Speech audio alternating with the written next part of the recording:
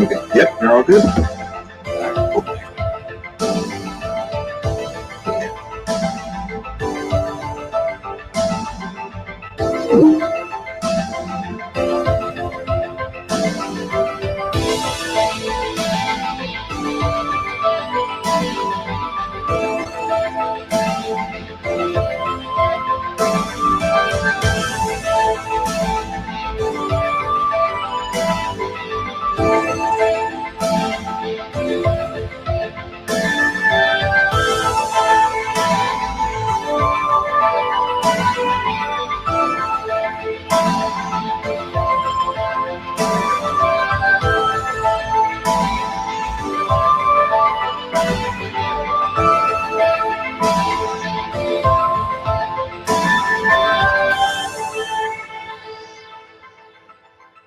We go out in the field. We've been all over this country in the last 2 years. Standing Rock. I've been with you. I've been with you since Standing Rock. Wow, you got me on right now. We're doing it, baby. We're going to South Bend. It's time you show the real Mayor Pete. In 100 days, they tore down 1,000 houses in 100 days. Thank you, whether it's Standing Rock or Flint or everything else you do. You know, you guys, it's not even like watching news. It's just watching truth, you know. It's not me and you, Jordan. It's the ruling class. It's David Koch. It's the Walton family, Jeff Bezos, Elon Musk. It's them, not us, that benefit from these illegal offensive wars. Come on over here. Whoa! We're here at the Bellagio in Las Vegas, and you are going to see live the actual caucus process. We are here. We go out in the field, and we give the microphone back to the people. Yo! Cool! I know who you are, yo! How you doing, man? The man, yo!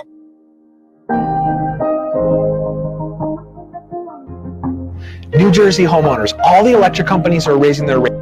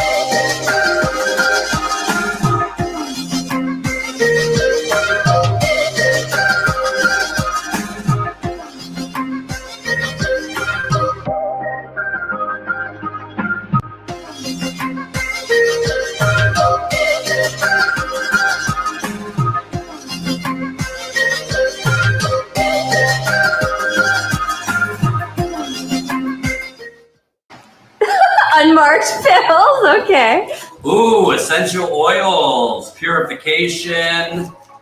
Oh, peppermint, la la la. Love it. I am worried about Jordan, testing positive. He doesn't have any breathing difficulties right now, but he definitely has a cough that's been really bad and that's been hurting his chest.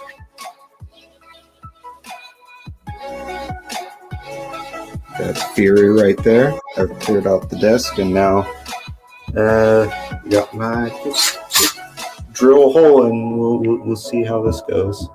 Hopefully well. I know a general idea of what I want, essentially. So I'll try and get all this down to about a minute, get the main points, especially I got 2 videos at least for Flint. The bottom line is, it's Sunday morning. I'm preparing for my Sunday live stream, which usually takes me about 2 hours to prepare for before the live stream. And I got an email from a viewer.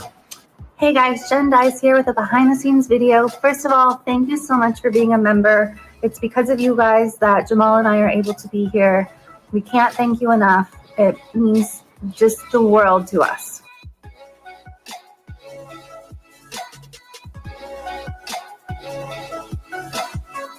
Millions and millions of people have been laid off. Millions more have had their hours cut. We're kind of living in a quiet, silent depression. What do you call 45 million people filing for unemployment? $1,200 in 3 months makes no sense. Makes absolutely no sense. Everybody should be paying attention to what's going on because this is happening in every county, not just Louisville, Kentucky. And that's why the world is like, wait a minute, enough's enough. And one thing I do know is if you're not sitting at the table, you are on the menu. And it seems like we continue to be on the menu. I don't want to have to lose everything that we worked really hard for. We've been struggling for 5 years, and then we finally got everything together, and it just instantly went away. Literally driving across the country during the pandemic, talking to people, finding out what's going on. There are people such as yourself and other people that are telling the true story of what is happening. All of these Black people have been assassinated by police in this city, and none of them have been brought to justice. People don't really care about those things in places where, we're not New York, we're not Chicago, we're not Minneapolis, we're Louisville, Kentucky. If somebody calls you screaming for help in 911, they never treated her. They never came to her apartment, nothing. Vote, and do what's right in your heart because change comes from within. So as long as your heart is pure and you're doing what's right, that's what matters.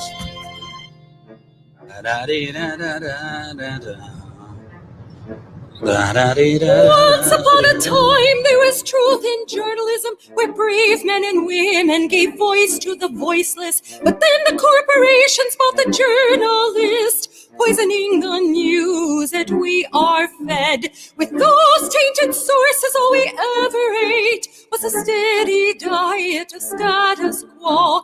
This hijacked narrative is the truth of mass suffering, injustice, and corruption throughout our land. Status quo, status quo, status quo, status quo, to expose this shift to oligarchy.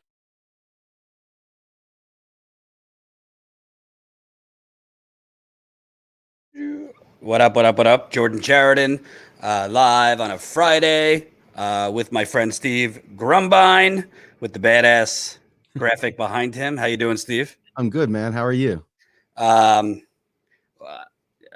We're going to inform people today, but I'd also like to vent a little bit, if you'll allow me. Yeah. I do enjoy venting to you. I think we're kindred spirits. I think you've dealt with a lot of what I've dealt with. So we'll get to the venting session a little bit later. Everybody smash the like button. The more people that press like, the more people that will see this. I believe there's about 75 other live streams right now, so that's always fun. But this one's the best, I promise. YouTube's also, you all know the shtick. It's not a shtick. They're hiding us. So please smash that like button. I got to say, from the bottom of my heart, Catherine getting us started with a $50 super chat. You have no idea, Catherine, the level of anxiety I have because of what YouTube is doing to us. So even $50 might seem like, whatever. That is very helpful. So thank you to Catherine. Thank you, John 666. Real progressives and Status Coup televising the revolution. Much love to the SC gang and having Steve on again. This is crucial stuff. Couldn't agree more. Couldn't agree more. So, Steve, let's get into it. Job numbers came out today, first Friday of the month. Oh, I should start, obviously, elephant in the room. There was another, I really don't know what you would call it. Somebody drove through the barriers at the Capitol. Unfortunately, it killed a police officer. As I went live, I don't know what the person's motive was. So I'm not really going to cover it because I don't know what it is. But, just sad. Once, if it comes out as I'm live, what that person's motivation for doing that was, be happy to update you on it. But unfortunately, the person that drove through the barrier, a police officer, was killed. I believe the suspect who did it was also killed. So, not good, I would say. Not good at all. So, Steve, the job numbers came out. And what's interesting, on the surface level, I'll just show the audience here. On the surface level, pretty good. You could say you got job report below past expectations, 916,000 jobs created in March. That would be the job growth was well ahead of Dow Jones estimates for 675,000 jobs. Gains were strongest in leisure and hospitality, while construction soared by 110,000 jobs. Revisions also added 156,000 from January and February. If you look a little further into the numbers, basically it was because a lot of these communities are, quote, opening up. Despite the still active pandemic, and we're seeing surges in the South and the Great Plains right now in COVID cases. But it seems to me this increase in jobs came from more and more places, quote, opening up. We've kind of been down this road before where, these places open up. You see an uptick in employment, and then you start seeing lockdowns again. Obviously, right now is the positive monkey wrench of people getting vaccinated. But your thoughts, because we want to be fair. We don't want to be all doom and gloom per se. But, almost 916,000 jobs, damn good. You and I were talking offline, and I mentioned to you, okay, but the number, the surface line number is good, but those are all like restaurants, bars, hospitality. So we're not exactly talking about living wage jobs that you could have vacations every year. Maybe one parent has to work. We're talking about, paycheck to paycheck jobs that are coming back. Right. Yeah. You look at the jobs that are coming out and the people that were literally laid off, the ones that had the problems, those are the people that are being hired up right now. So props to them in that sense, because we are addressing at least getting those folks back to work. It is obviously a very difficult thing to judge right now because I've been very vocal and I stay vocal in my opposition to most of what Joe Biden stands for. However, I got to give the devil his due. At this moment in time, you do see people getting vaccines despite the blunders at Johnson & Johnson. You do see folks getting back into some of their daily life, but you also see the numbers ticking up. So it is a bit of a time bomb. Are we going to get vaccinated in time to stop the next outbreak? Is the vaccines going to cover all the different strains that are coming out right now? And there's a lot of, I think, a little bit of overconfidence in terms of people's expectations of what's going on with this pandemic. But as far as the numbers go, that is a huge amount, almost 1 million jobs added. You got to, right, wrong, or indifferent, it's a number in the right direction. So it's really hard because I can't stand the man. But this is a clear uptick for the people that really needed it. It is not changing the world. It is not, we didn't pass the get rid of capitalism, start socialism bill. So we're still in a very much a capitalist society. We're still very much driven by capital, and Biden is still very much a lackey or a pawn for capital. So what you're seeing right now is probably as good as we're going to get in terms of a capitalist environment led by a neoliberal. I think, to be fair, it's better numbers than I would have expected. It's hard for me to say, but it's true. So, I mean, to me, you're caught in this rock and a hard place, because on one end, the numbers are positive, but on the other end, I mean, at the end of the day, Biden today even said all of the relief measures are temporary. Yes. So essentially, this increase, where you're getting almost 1 million jobs, is just bringing us back to kind of the pre-pandemic status quo, which Biden, the Democratic Party, and of course the Republican Party, they prop up as somehow this is a strong economy, or in Trump's economy, that was strong. But in reality, it is just the bulk of it was paycheck to paycheck workers. It's still there. These jobs that are coming back are not necessarily like vibrant, strong jobs. I just want to play this clip. This is from Biden today, because it will show you he's basically admitting that these are temporary jobs. Let me play this. Mm-hmm.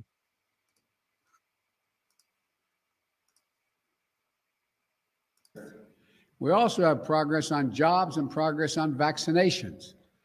But in the face of this great news, I need also to make this clear and direct statement to the American people. The progress we've worked so hard to achieve can be reversed. On the economic front, the benefits and the impact of the American Rescue Plan are temporary by design. It is a rescue plan. But as we get the economy back on its feet, we need to do the hard work of building back better, for good, for not just for a while, but for good. Not just the short term, but for good. That's why I proposed the American Jobs Plan on Wednesday in Pittsburgh. It's an 8-year program that invites, and let me put it another way. I've heard from everybody all across the country. God, poor guy. I'm sorry. Shouldn't be laughing, should I? Besides the verbal, his verbal gifts, he just said it: temporary by design. Yeah. Let me jump. I want to jump all over this because it says a lot. I just want to say, it says a lot. He's basically admitting this is a temporary Band-Aid and does nothing structurally. Right. What he's doing, and let's be clear what he's doing here, okay? He's not doing anything wrong here. What he's actually doing is setting the stage for his job plan, right? He's trying to say, hey, don't get cocky about these gains here with these temporary jobs and this, that, and the other. He's saying, I got a big job plan coming out and I got to sell it. And the only way to sell that is to make you realize that, hell awaits. And the Republicans have all lined up in typical theatrical format saying they're going to oppose this bill, soup to nuts. And, to be fair, again, so hard. Some of the stuff that he's putting out there is actually pretty smart, but it's way, way, way, way small compared to like what the Green New Deal was going to put forward and toward what this Thrive Act that Congress is going to be putting out later would do. And when you look at what he's putting out there right now, he's telling you point blank, this is part one of a 2-part deal. And it's so hard. There's some substance here, right? It's not all vapor, even though he can't articulate it to save his life. The fact is that, by investing heavily into, roadways, bridges and stuff like that, you're really, truly putting a bunch of blue collar folks that had previously been pinched. You're putting a lot of blue collar folks back to work or to meaningful jobs. And the states desperately need that. Our infrastructure is rated D across the board. We got tons of bridges. You put your life in your own hands. So the jobs he's trying to pine for are good jobs, good blue collar jobs, especially if you're a blue collar worker, you'll love this work. The problem here is that it's nowhere near enough. It's no job guarantee. It's more trying to bring capitalism to the forefront once again. There is nothing substantive here in terms of structural change whatsoever. I got to say, though, that if you're going to live in a capitalist environment, which is exactly what he's pushing, these plans here, he does start to take into consideration home care. There are people that are currently literally not having work, that there's no money for, that will suddenly have work. The care workers that help with the old age home folks and the people at home health care. So it's so challenging because it's definitely not transformative. It's just making the current system have some fuel to keep going. And because we've let our entire infrastructure fall apart for the last 50 years, we have done nothing to make our country good. And people coming to this country are like, what the hell? It's like a third world nation. It's supposed to be the richest country in the world. Looks like a pile of dog shit. So I think that there's some good there, but I think what he's setting the stage there for is to lay the plan out that we need more jobs. And he's not wrong, but I don't agree with the way he's going about it. Well, a few things. Number one, I think that, again, let's just start from the start. Almost 1 million jobs is good. I don't think Biden deserves any credit for that. There's nothing he did. It's the states reopening, and frankly, enjoy it while it lasts, because I think there could be another surge. I do too. You got, I think, like 4, 5, or 6 different variants now flying around the country. Pennsylvania numbers are through the roof right now. Right. Absolutely. Pennsylvania numbers are through the roof. I just read that testing has gone down in the South and the Great Plains. So the actual true number of people that might be sick with coronavirus is being minimized because of less testing. Trump used to say, well, of course we have a lot because we test a lot. Yeah, no shit. That's how you're supposed to do it, to know.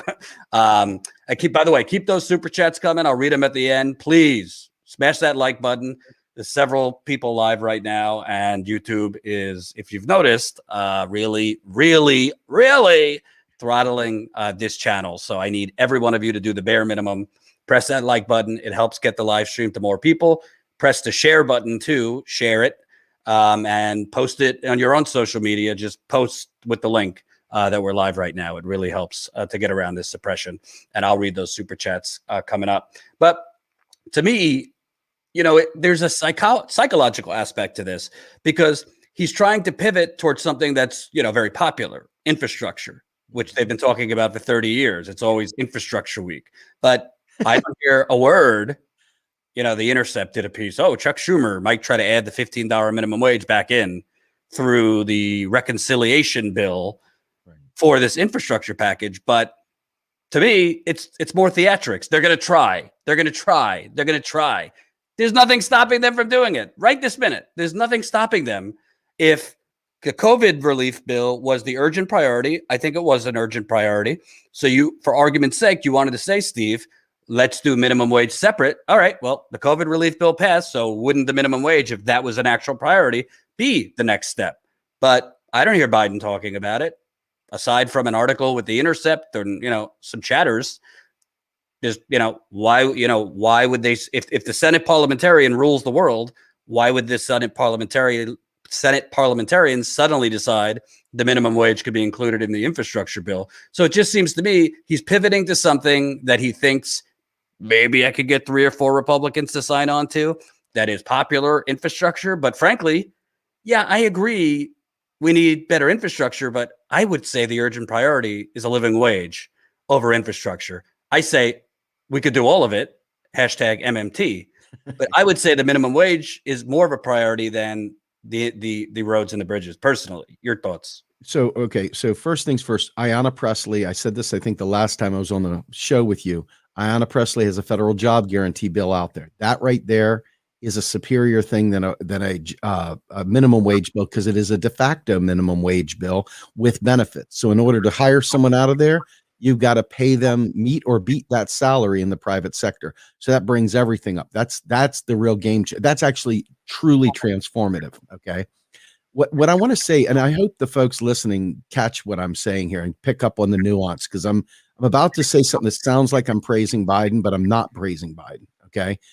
For a capitalist society, capital needs money to keep circulating through the economy. The only way for people to make money is for the government, quite frankly, to spend money. And so what they're doing is they're spending money into the economy. It's just barely enough. We've let this place go to hell for so long, okay? And the environmental crisis that's crashing down around us is so severe. We don't have time to play around with this, okay? So anything that they do that looks good, you have to measure what it looks good against. And that is it effective? Has it really, truly changed lives? And all of these things are Band-Aids. We are not doing nearly enough, even if they throw money at green energy and other type of sustainable things in this package, because it's a lot more than just an infrastructure bill. There's an incredible amount of social engineering in here. Good, some bad. The point is that it's nowhere near enough. So when you talk about this stuff, if you're trying to just say, see, I did this, see, I did that, and all your goal is to just tick boxes that, yep, I did this, I did that. $2 trillion is a hell of a lot of money compared to what Obama did during the great financial crisis. $2 trillion is a lot of money, period. It doesn't matter how you slice it. That's a lot of money, but it is nowhere near enough money for all the stuff that we have let go to hell, including the people in this country. And that includes healthcare. That includes right now, healthcare to me probably supersedes even the minimum wage at this point. I mean, you're still dealing with people that are going bankrupt over medical bills. You're still dealing with people that are suffering from coronavirus, still dealing with the ill effects in their careers as a result of coronavirus. So I don't think there's anywhere near the kind of information, the kind of programs, the kind of focus on what's really happening today in either of these bills.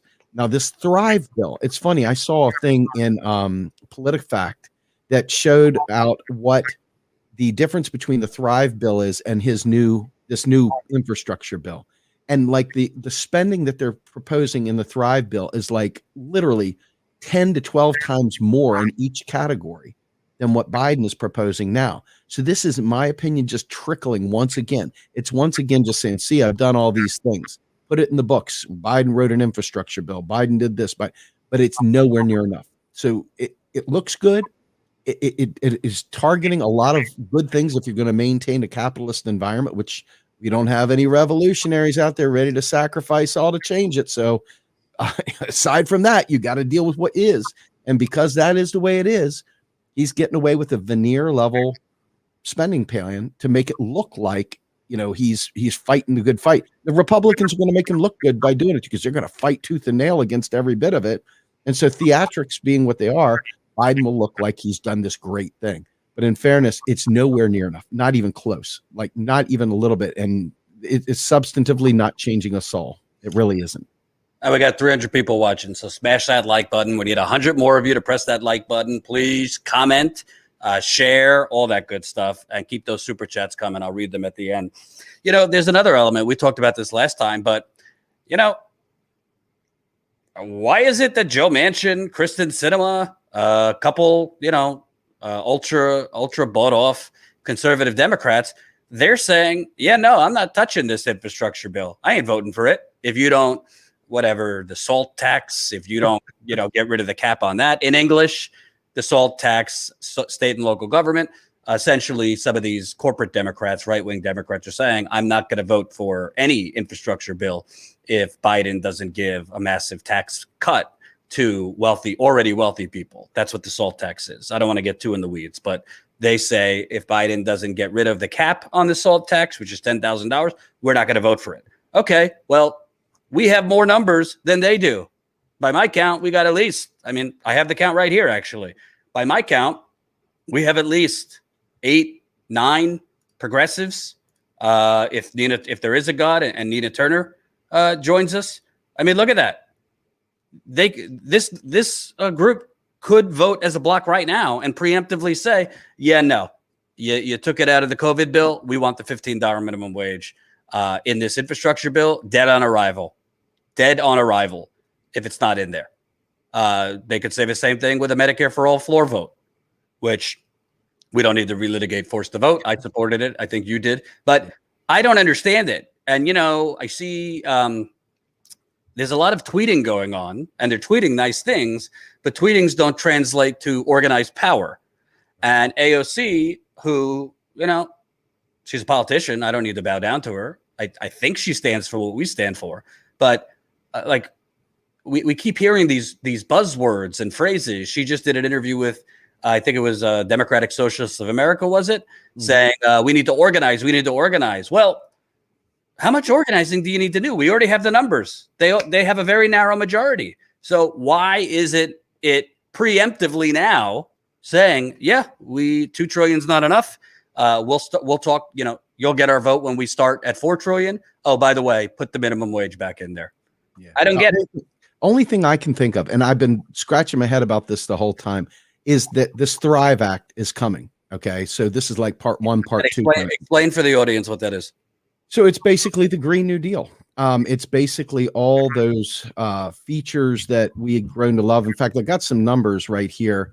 For clean energy, it talks about spending like almost 3 trillion. For agriculture, we're talking about 1.6 trillion. For transportation, 939 billion. Caregivers, 775 billion, whereas Biden's right now is 400 billion. The Housing Act, they're talking about 565 billion versus 241 billion. And schools, I mean, everything is literally double and triple for that Thrive Act. So if you think about this, the Thrive Act, I don't know. I haven't seen all the details. I just see the numbers right now. So it's my suspicion that they're holding back their bullets for that. That's what I think. That they're holding back their bullets for what? To pass the Thrive Act, to try and say that they're going to put all their effort into that. I think they're giving Biden his due for his infrastructure, and I think they're pushing for that. That's all I can think, because there's no other answer that makes sense why they aren't pushing it now. That's the only thing I can come up with, other than they're just bought and sold, or whatever you want to say, scared, cowardly, whatever. That's another possibility. But I do suspect, given all the stuff I'm seeing on the back end about this Thrive Act, that is what that's my guess.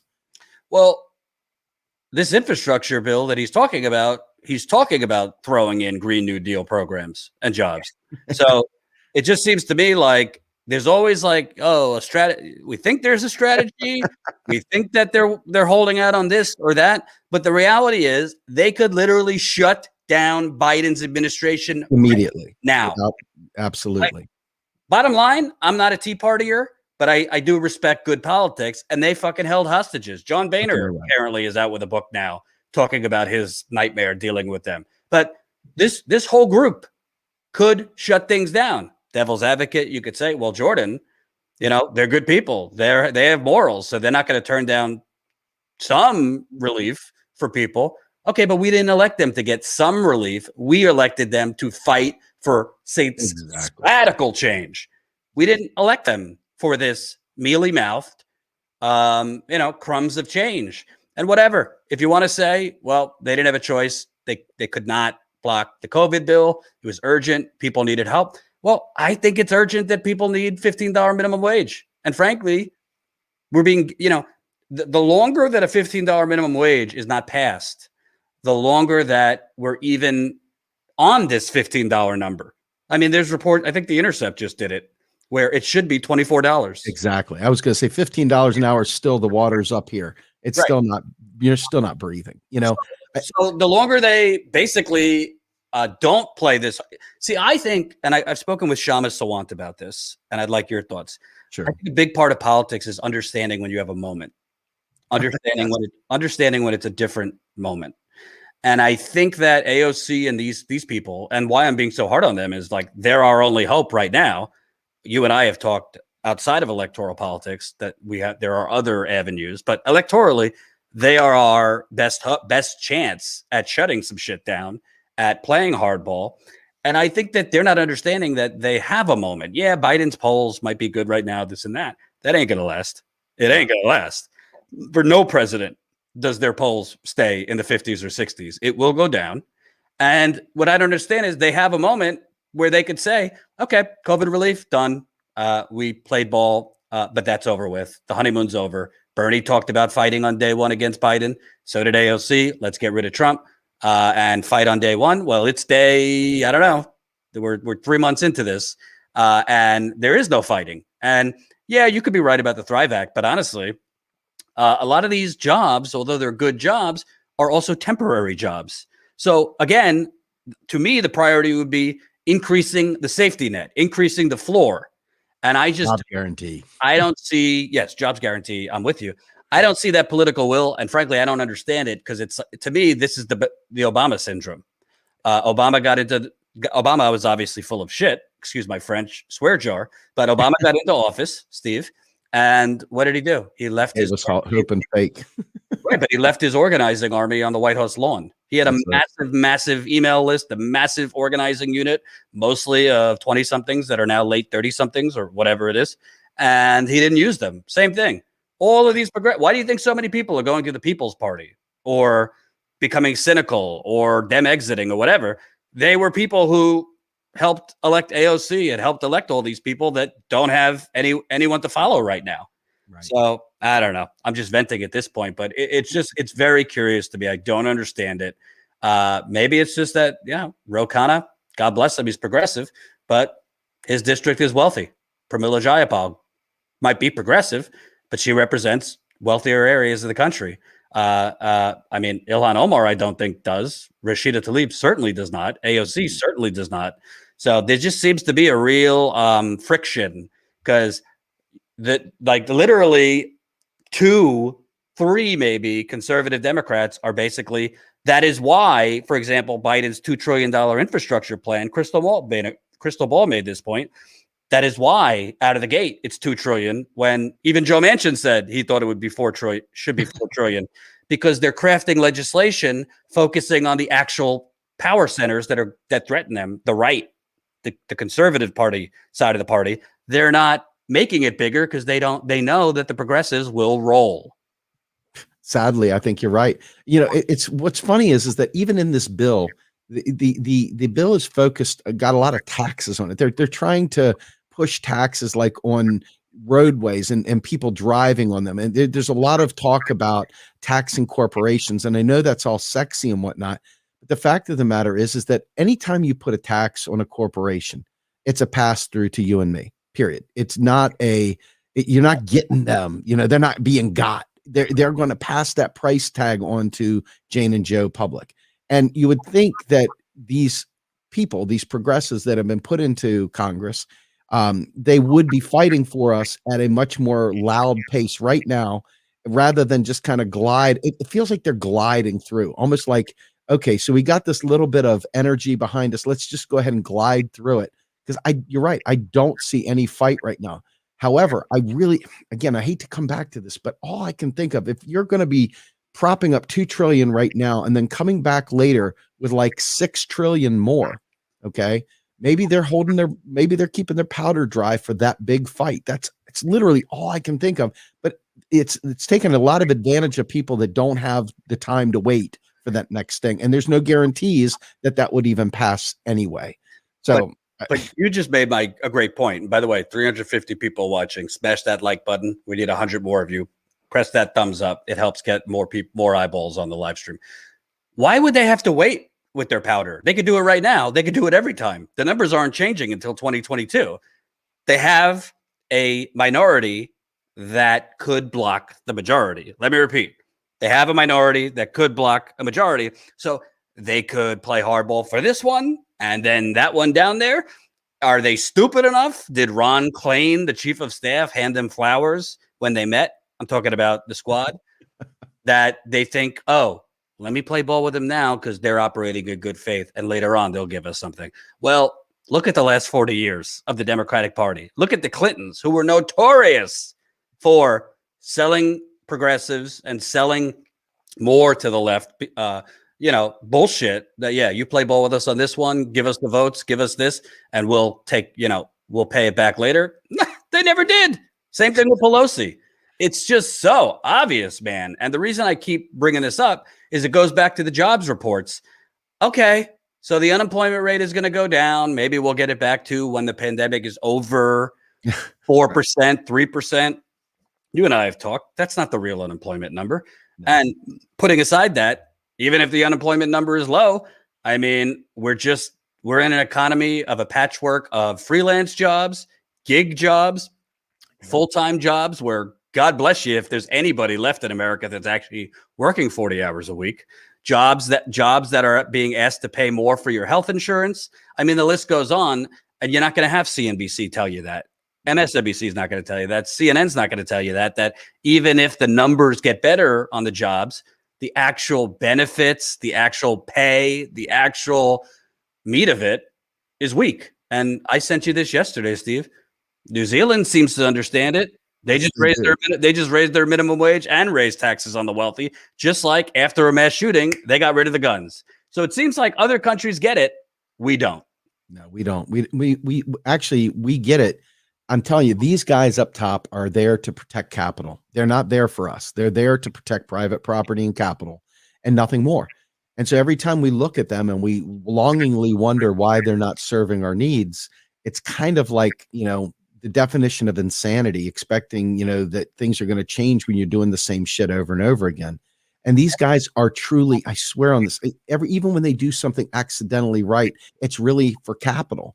I mean, by investing in roadways and investing in bridges and investing in all this stuff, what they're doing is they're allowing businesses to be more competitive with China. China's kicking our ass right now. They're just making shit happen. Whether you like China or not is irrelevant. They're actually kicking ass. They're not pulling punches. They're spending huge amounts of money modernizing, investing in artificial intelligence, investing in infrastructure, investing in IT. They're doing things that we only dream about. We read in sci-fi magazines. And the US, because we've been teabaggered to hell and back, and all these freaking red browns out there that think it's cool to be red, cool to be brown in this case, this bullshit of taking your eyes off the prize and focusing on nonsense, these guys are kicking our ass.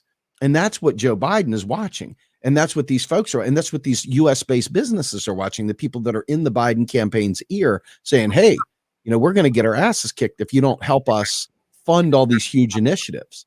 Right. And you got Microsoft that's been just given a huge contract the other day for artificial intelligence as well.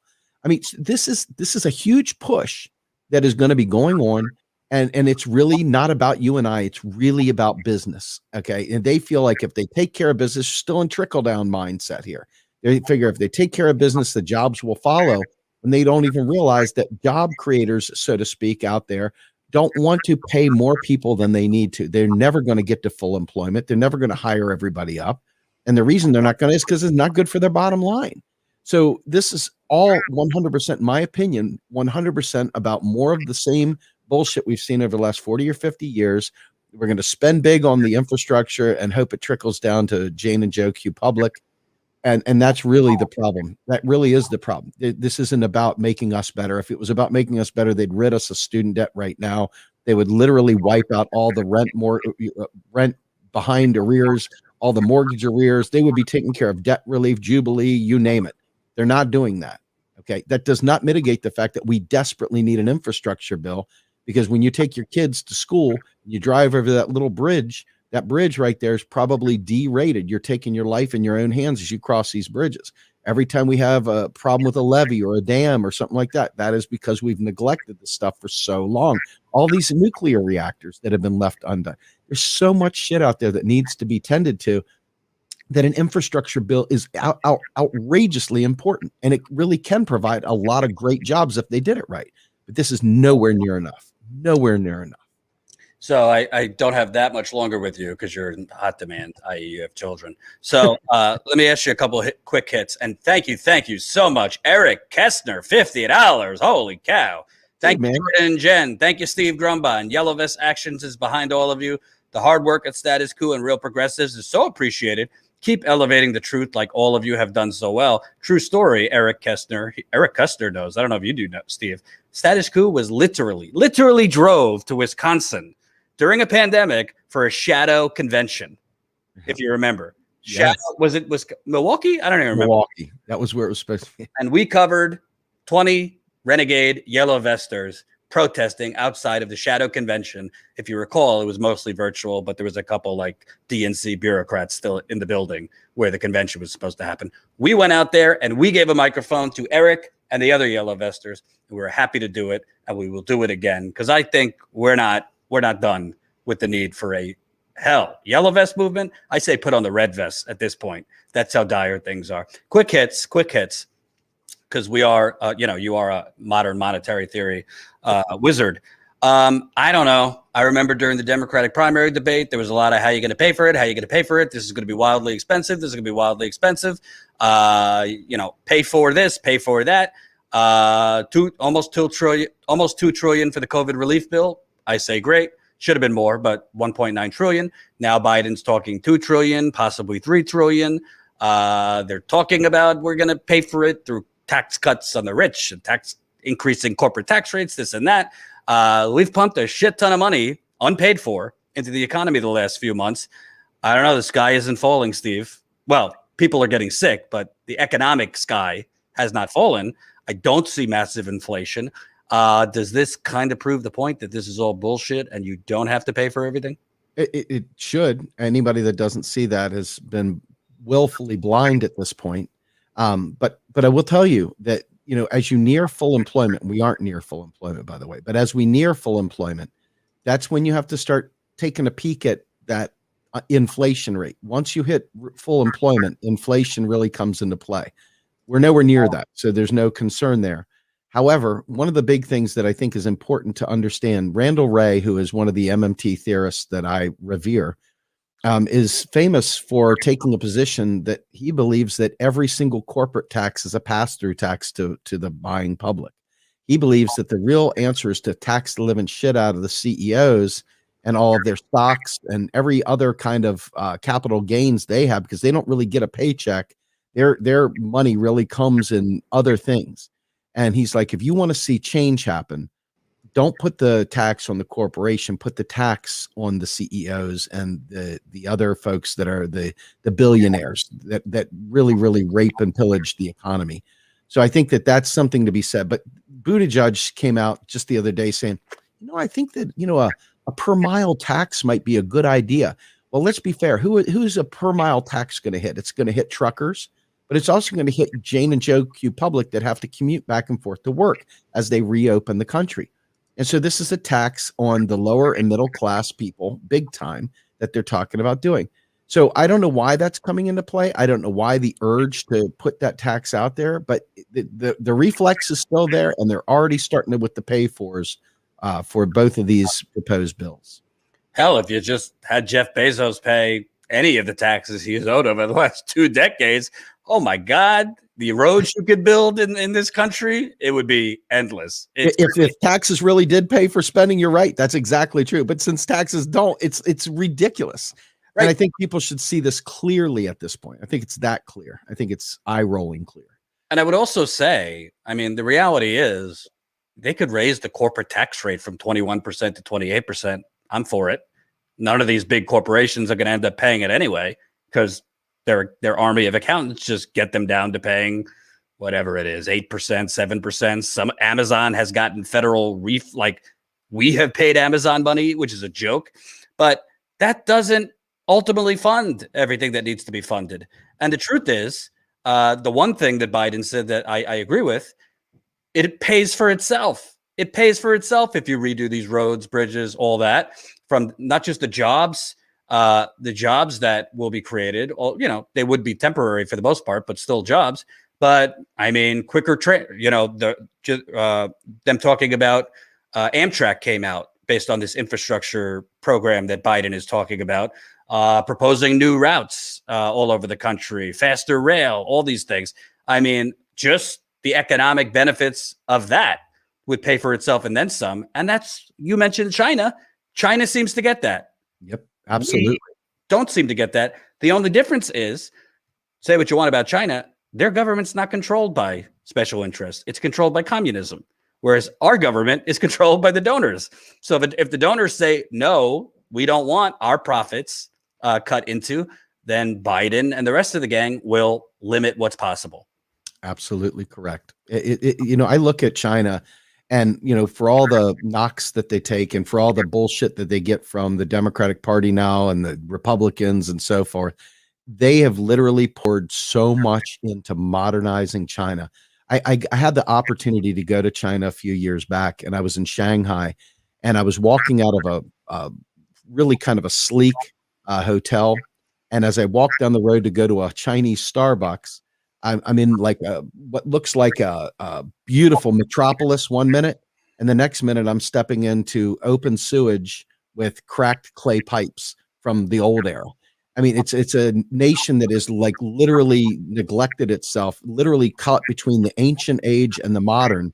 And so they're saying, hey, we can't keep this up. We've got to fix this. And give them credit. They are like blowing the doors off of everything. And we have not kept up. And so watch for us to need to have a war to slow them down so that we can catch up to them. Watch us have to do something like that because we failed to plan, and planning to fail is the kind of thing that the U.S. does these days.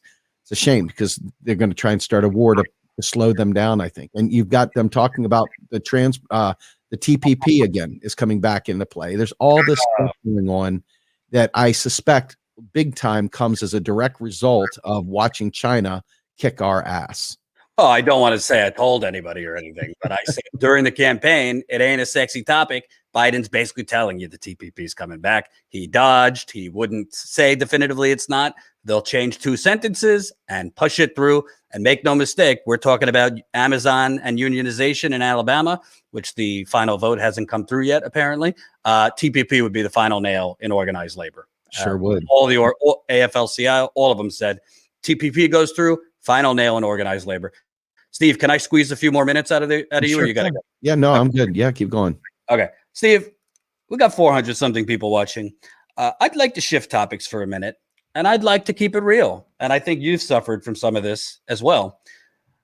You know, I just got to be honest. I had a conversation with my wife last night.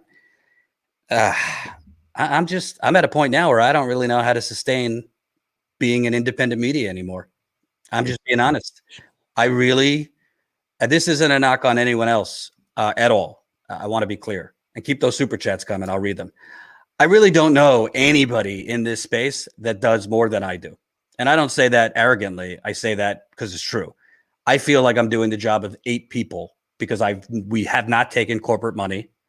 We started from the ground up. And because of that, we don't have enough staff. I mean, that's just the reality. We don't have enough staff. I don't have a producer. I don't have an assistant.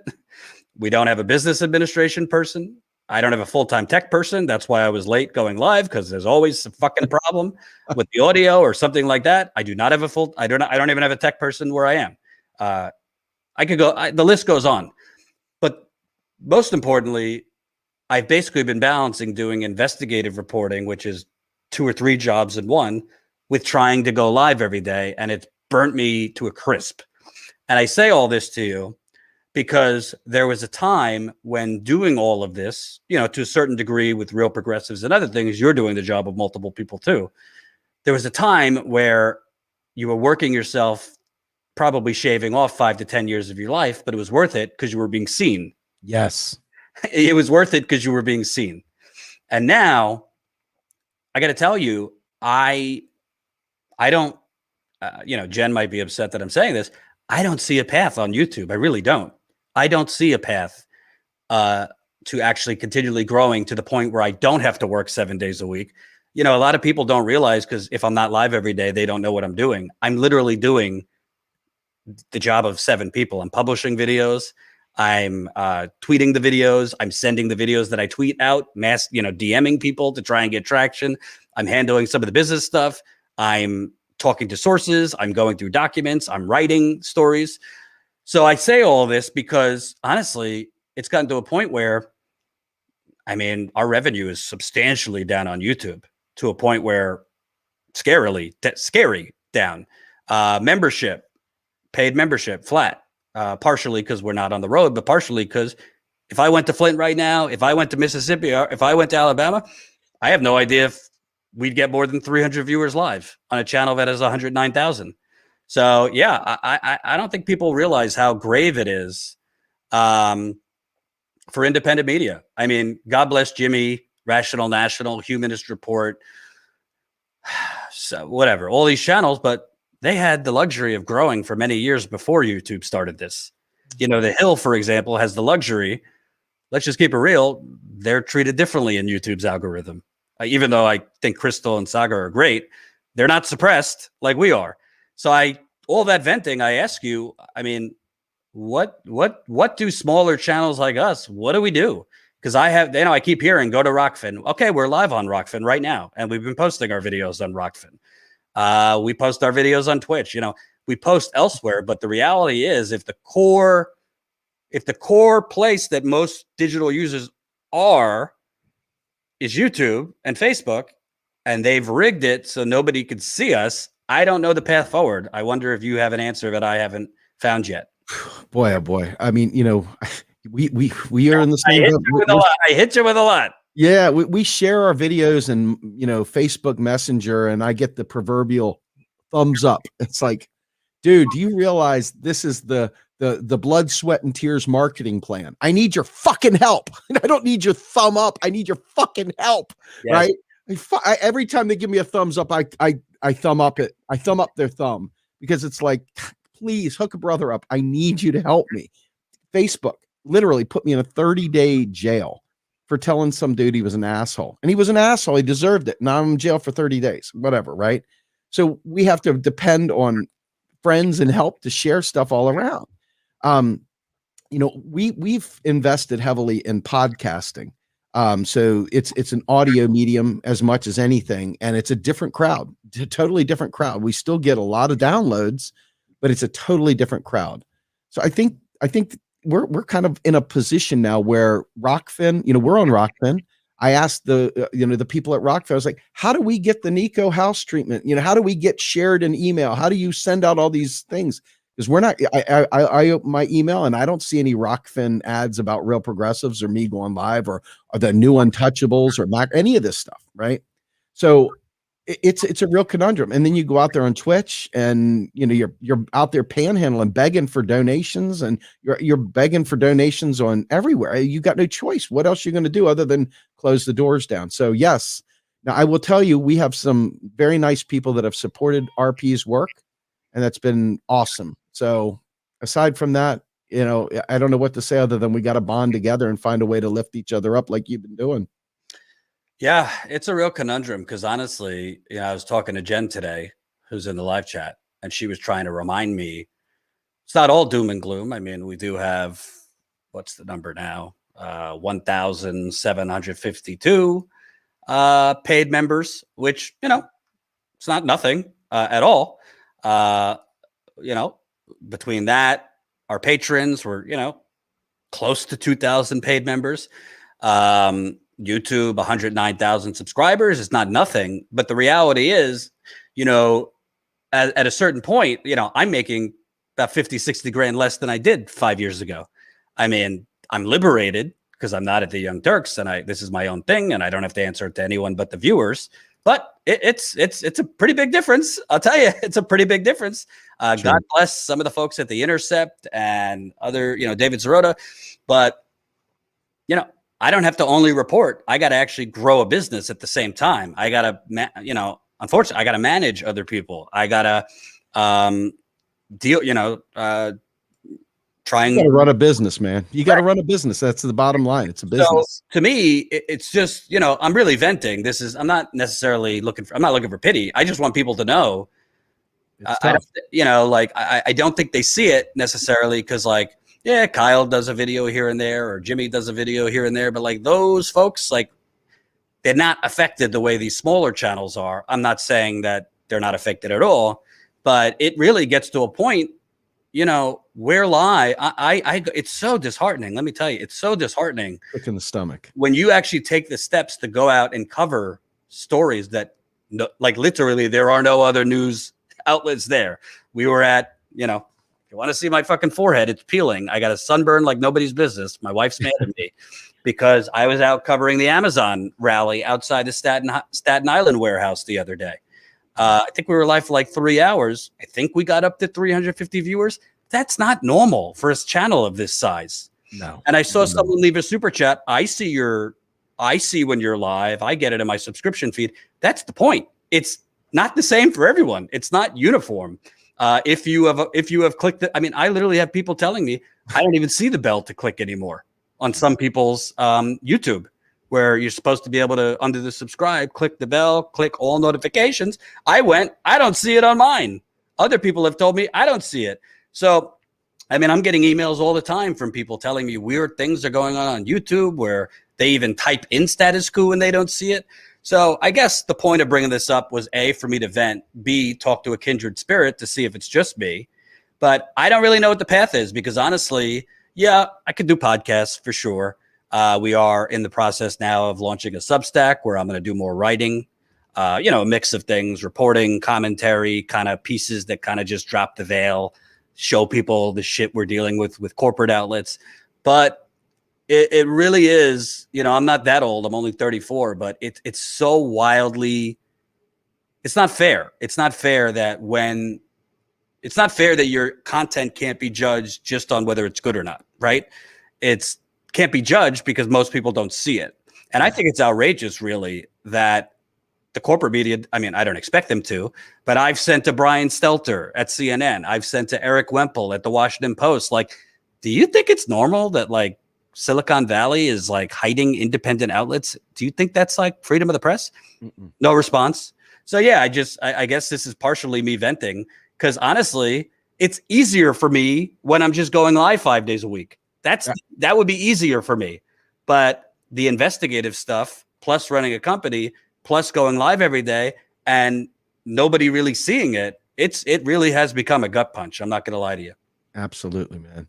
Well, look, dude, I really appreciate you having me on again. I hope the folks out there, really, really start supporting Status Coup. I mean, help them bond together to work to get other social media and alternative media out there because it's been a real challenge for all of us. And we always are working hard. So anyway, I really appreciate you having me on, brother. Love you, Steve. Take care. All right, buddy. Bye-bye, everybody. All right. That was Steve Grumbine with Real Progressives. He does great work. So go check him out. Real Progressives I believe they're on YouTube. I think they have their own website. So we'll put the links in the description once we post some of this interview. But yeah, now we have, let's just say hold on, 2 people tipped off. Now we have just you and I. So I love to answer all your questions, comments, concerns. I'm going to read some super chats, all that good stuff. But yeah, I will tell you, it is frustrating because for example, I've been working on a story that's probably the toughest story I've ever worked on in my career. It is night and day, nonstop, this story. And once you read it, there's so much that goes into it because it's really like 4 or 5 stories wrapped into one story. And literally just the process, which is usually the last process of an investigative story, of reaching out for comments. I think I'm at like the 20th person I've had to reach out for comment. Plus I'm reaching out to multiple state departments and it's a lot. And it's almost impossible to do all that while following the news every day, going live, growing your YouTube channel, growing your Twitch, which we have a Twitch channel. Go subscribe to that, twitch.tv/Status Coup, focusing on Rockfin, without really, having much of a backup. I mean, it would be great if we could have like a backup for me if I can't go live, to have someone go live every day. We don't quite have that. So, I think I wanted the audience to know the struggle is real. Let's put it that way. The struggle is real.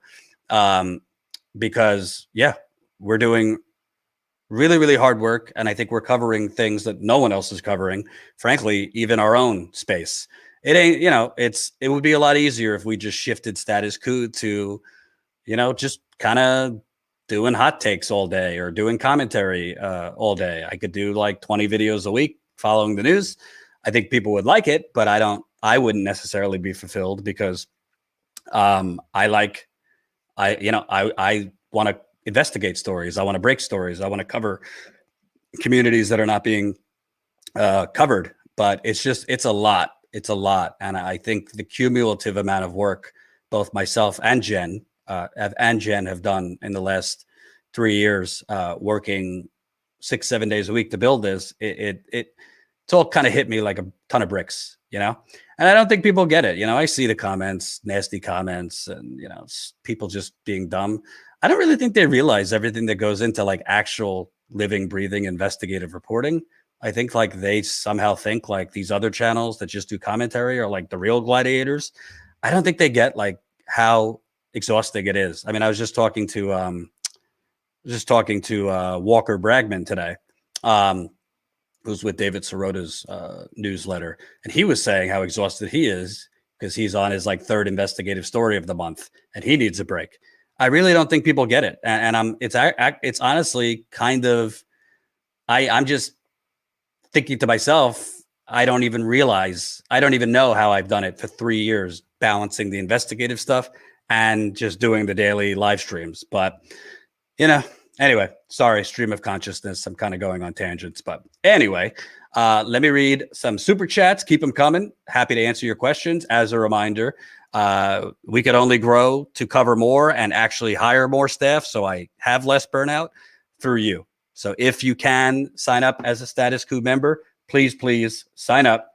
Statuscoup.com/join. Statuscoup.com/join. Wow, Colin tells me we got 2 tips on Rockfin. Holy cow. Lynn B. and John Cena both tipped $5 each. So for those of you asking, thank you, by the way, to Lynn and John for the tips on Rockfin. We are live on Rockfin, so you can watch us there.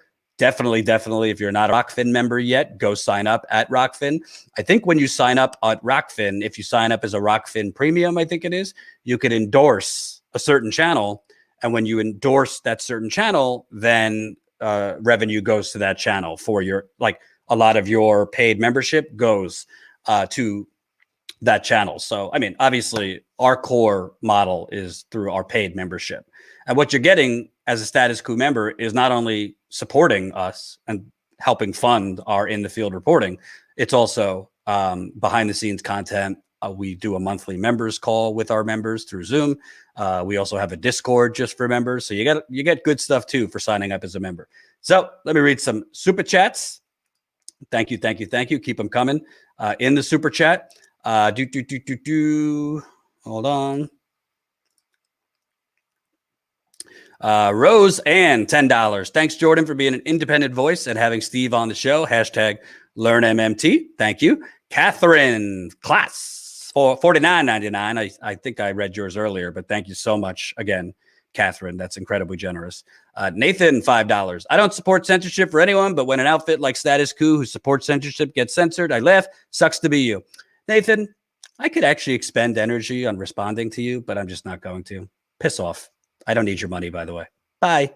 VA from New York, $15. Jordan and Steve, can capitalism truly be reformed? Does reform prevent revolutionary change? No, I don't think capitalism can be reformed, to tell you the truth. I think we need a revolution. And that's why I've been criticizing the progressives. That's why I've been criticizing the progressives for not using the moment that they do have. You have a moment. The progressives in Congress right now have a moment. They could shut this down.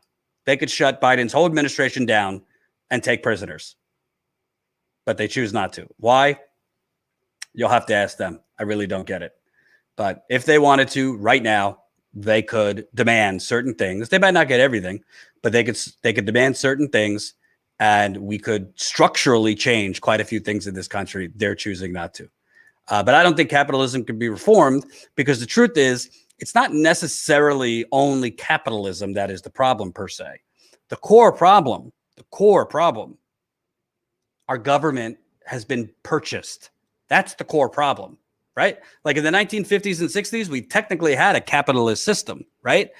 There was problems in that capitalist system. Largely, black people were never included in the good times. Black, brown people, indigenous people. So let's be clear, there was a middle class. Black people were never part of that middle class. They were always, from the beginning of America, through slavery, through when the slaves were freed, and they basically, even though they were freed, kept them in economic slavery. We've had capitalism, and there's been times in capitalism where we had more equality, where there wasn't these fucking cartoon villains like Jeff Bezos, making whatever it is, $64,000 every 10 seconds. Problem is, our government has been sold to the corporations. That's why I call it the United Corporations of America. That's the problem. Yes, I am for a socialist system 100%. And frankly, the best programs we have in America are socialist. But capitalism would be a little bit more palatable if our actual politicians were not literally making decisions for their donors 24/7. capitalism would be more palatable, more equitable, more just if our representatives actually didn't have to spend 95% of their time fundraising to get reelected. Bernie has shown you don't have to do that. AOC has shown you don't have to do that. But the truth is, not a big fan of him now, but Cenk was right about one thing. We have a system based on legalized bribery. That's the truth. We have a system based on legalized bribery. And until that changes, capitalism is going to continue to make millions and millions and millions of people suffer. Because you want to know something? If our politicians weren't bought off, we would have had a $15 minimum wage a long time ago. If our politicians were not bought off, we'd have Medicare for all yesterday.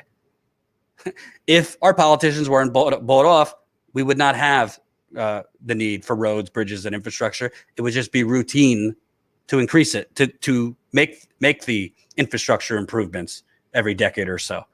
I mean, Biden's talking about like lead service. Let's change the lead service lines. Like, why isn't that treated as an urgent crisis? Go ask Flint. But like he's talking about like, oh, that will be, a bonus of this infrastructure plan. That should have been done a long time ago. How many children are drinking lead and adults? So I'm going on a tangent, but I don't necessarily think, to me, we could technically have capitalism and it be more equitable. The problem is, yes, capitalism, but more so, our government isn't a government anymore. It's a multi-trillion-dollar corporation masquerading as representative government. That's the truth. That's the truth. All right. Keep it coming. Wow, these super chats are great. Please, please keep it coming. Tony, $2.99. Appreciate it. Kami John, $5. Status Coup and Real Progressives are two islands of truth in an ocean of diarrhea. Love it. Keep doing the damn thing, Jordan and Steve. Appreciate it. Appreciate it. 886 Blackberry White, $5. We need a federal jobs guarantee at a living wage to end involuntary unemployment. I completely agree. I'm all for a jobs guarantee. I'm for a jobs guarantee way more than universal basic income. I'm not against UBI, but I think I agree with Steve that a jobs guarantee is the way to be. And Ayanna Pressley, by the way, does deserve credit because she introduced that legislation. Kevin Howard, $10. Jordan, thanks for bringing back Steve on to expose the BS jobs numbers. Glad he could come. Cool Blue, $71, $4.99. People need food, clothing, and shelter, all possible with income. That will never change, especially not in a pandemic. Completely agree. Catherine Klaas, $19.99. Thank you, Catherine. Appreciate it. Roxanne Devereux, $10. Austerity is killing us all.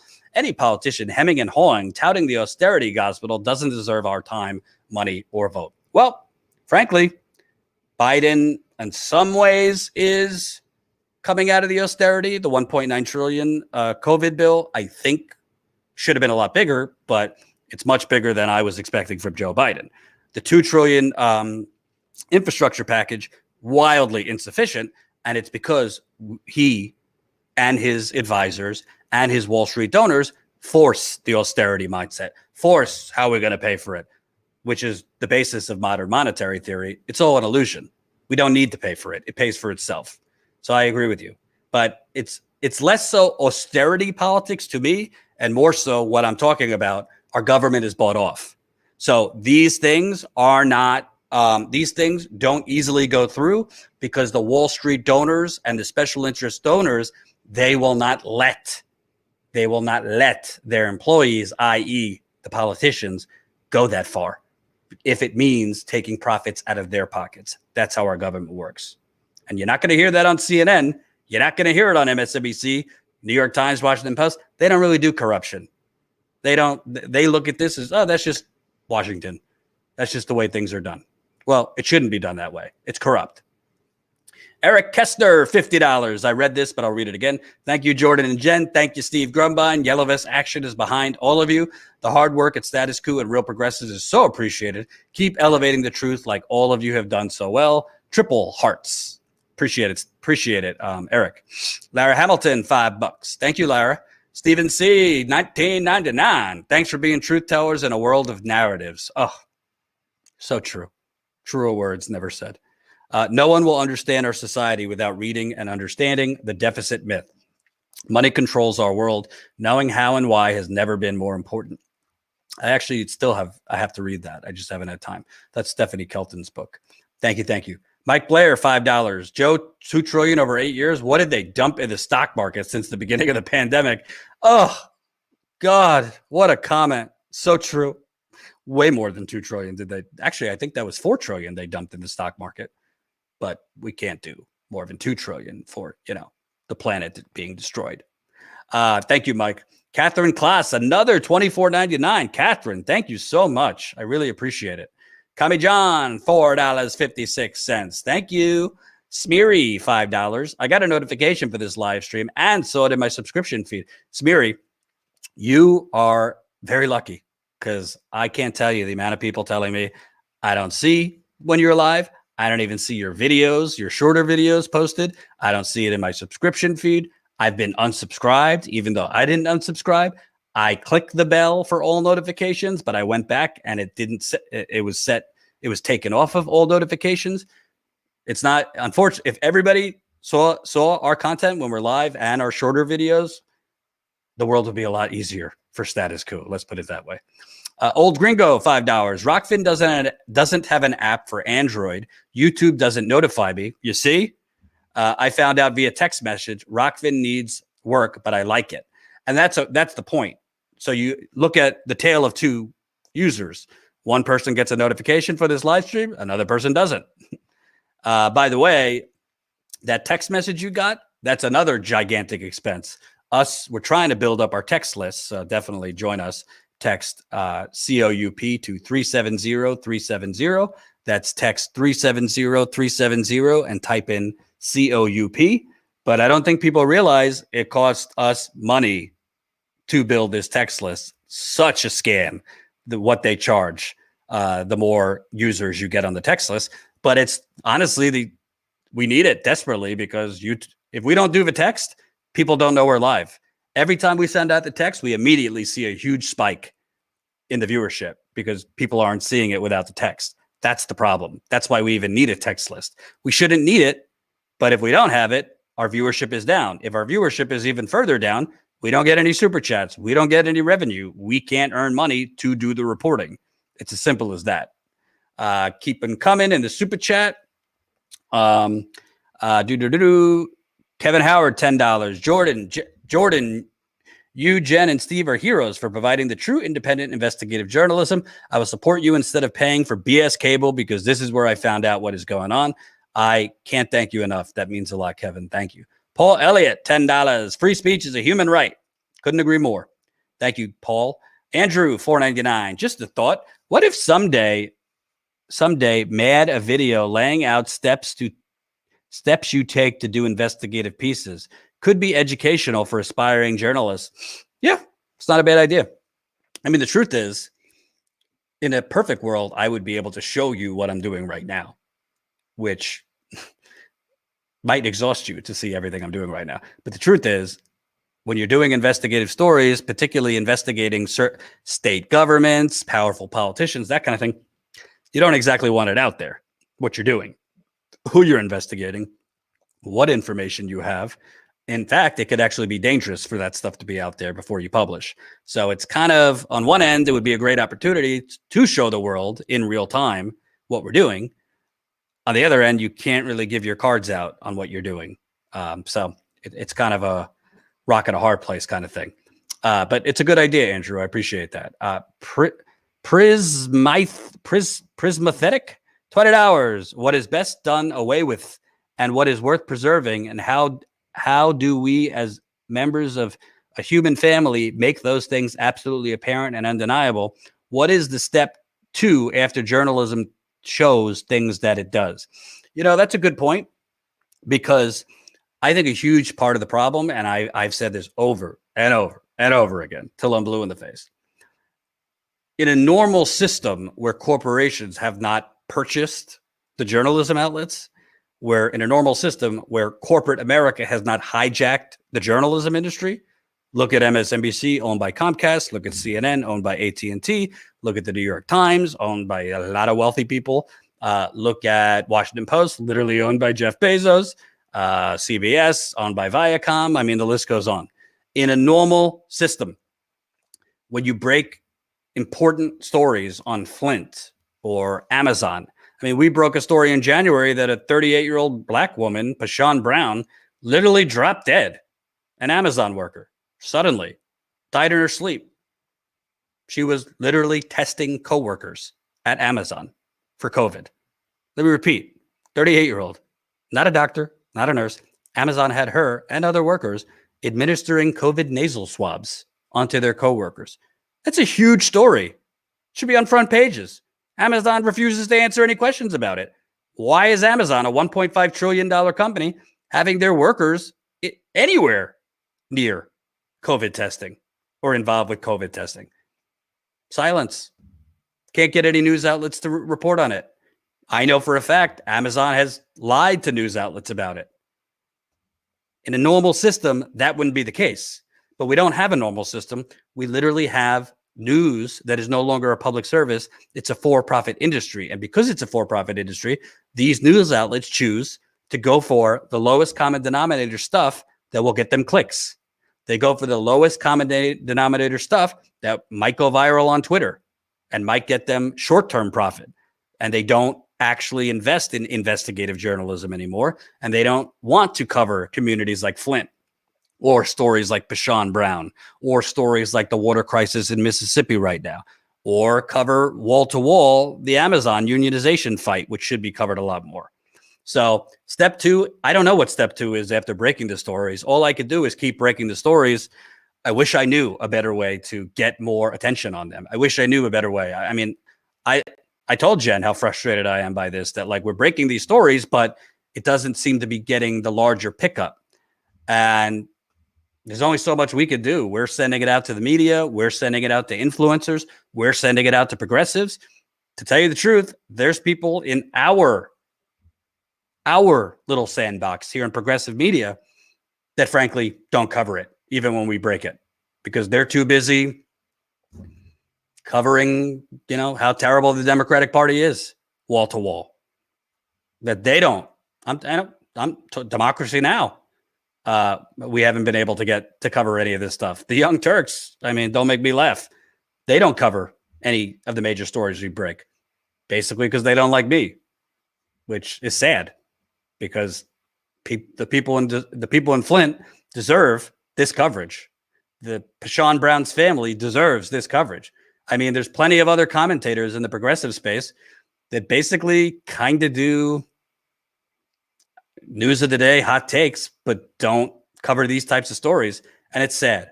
It really is sad. I think they're good people, but they too, they generally go for stuff that will get clicks.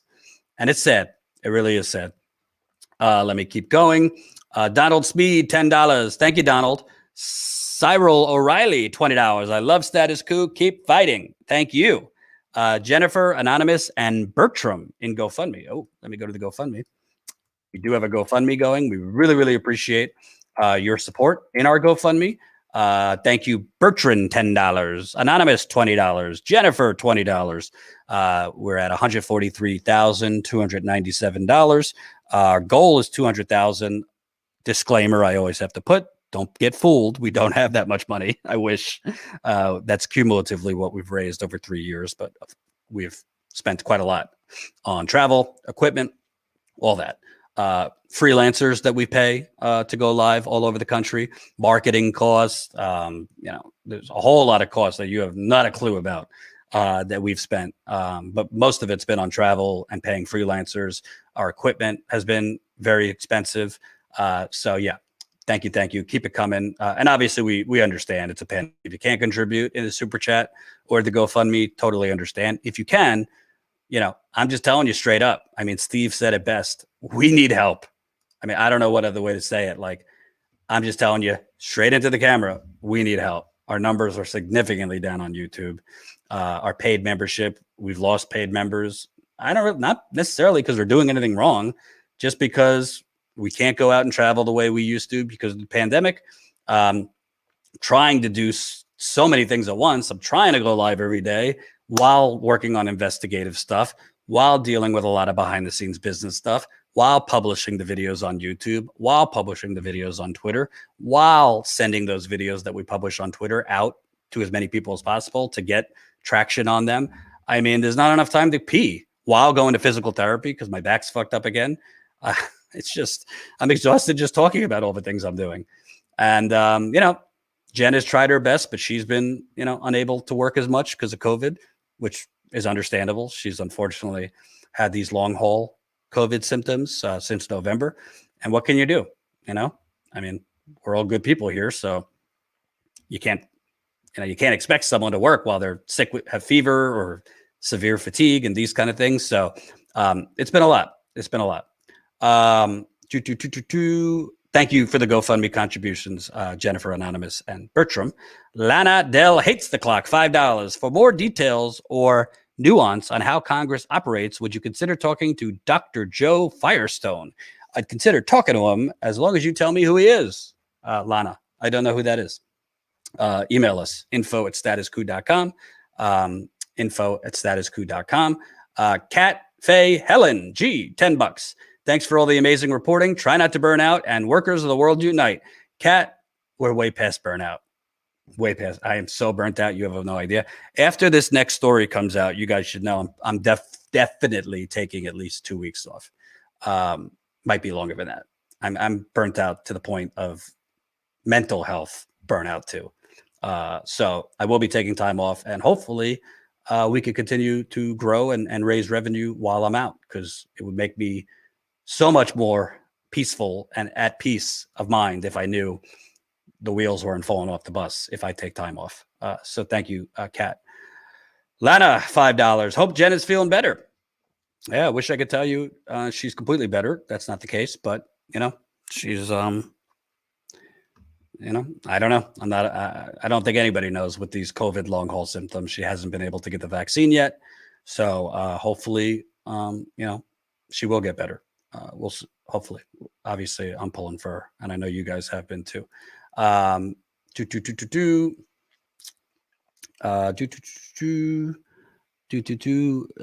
Coup opened Rockfin and saying the stream isn't live, even though it is. Yeah, I think that was just you. Bradley, did we get another one? Bradley, $10. More people should offer to volunteer online. I write during my time off. Would love to help if Status Coup needs any additional writers. I write speeches, music, and I'm working on my first teleplay. Bradley, thanks for the comment, the super chat and the comment. Actually, I don't want to get too into the weeds, but we have worked behind the scenes on launching a nonprofit. And with that nonprofit, we would be able to have volunteers. We can't really legally have volunteers for our main business because we're not a nonprofit. Yeah, there is going to come a point where we do want to have volunteers. Problem is, you need people to manage those volunteers. It sounds theoretically good to have volunteers and all this, but if you don't have the core staff to manage it, it could end up being more work for Jen and I. So yes, we do want to have volunteers at some point, but we need to be able to expand and grow our core staff, of which we're all freelancers, by the way. We need to bring on people for the core to take stuff off my back, take stuff off Jen's back.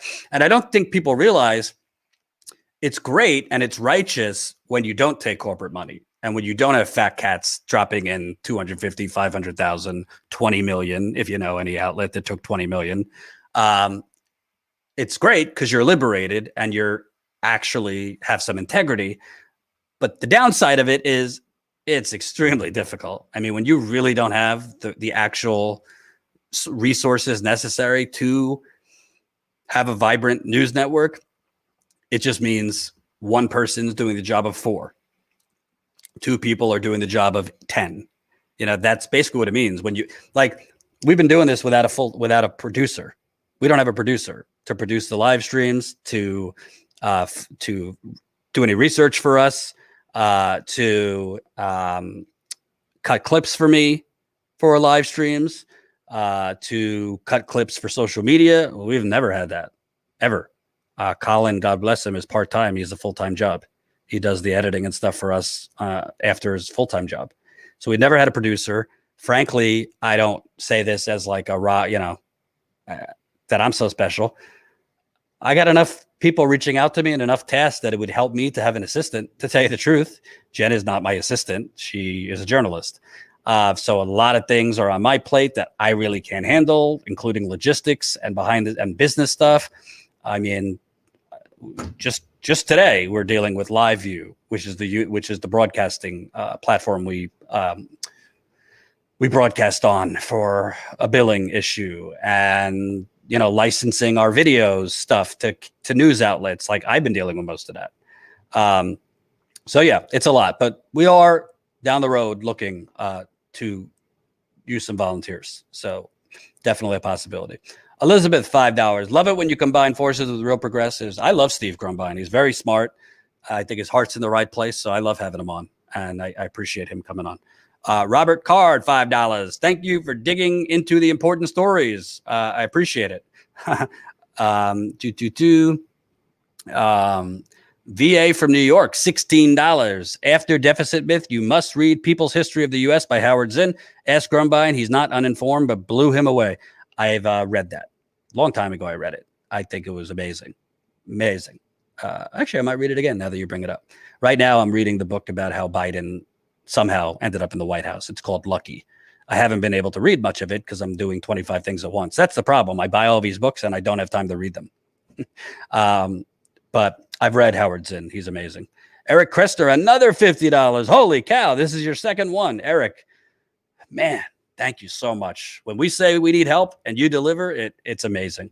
Kudos to you for always digging deep. You guys know how much I love you. The only journalist at the DNC covering our protests during those days. Thanks for bringing on Steve Grumbine on again. Please bring him back. Great job today, guys. I honestly could talk to Steve for 3 hours. Unfortunately, I usually end up asking him like 3 hours before I go live. You guys should know that. I pretty much at this point, because of all the investigative work I'm doing, when I go live, it's usually decided like an hour before. And it's usually me just, unfortunately, putting it together at the last minute because the main story I've been working on with Jen is so time consuming. I'm just exhausted by it. The story behind the story is equally as interesting. The amount of shit we've had to deal with just to get this next Flint story out, which we hope is going to be out in the next few weeks. So I think I'm caught up on the super chats. Let me see if any more GoFundMe contributions came in. Okay. So we're at $143,297. So keep it coming on the GoFundMe. Let me keep reading the chat, even if it's not a super chat. Wait, how many full-time people do you have? Zero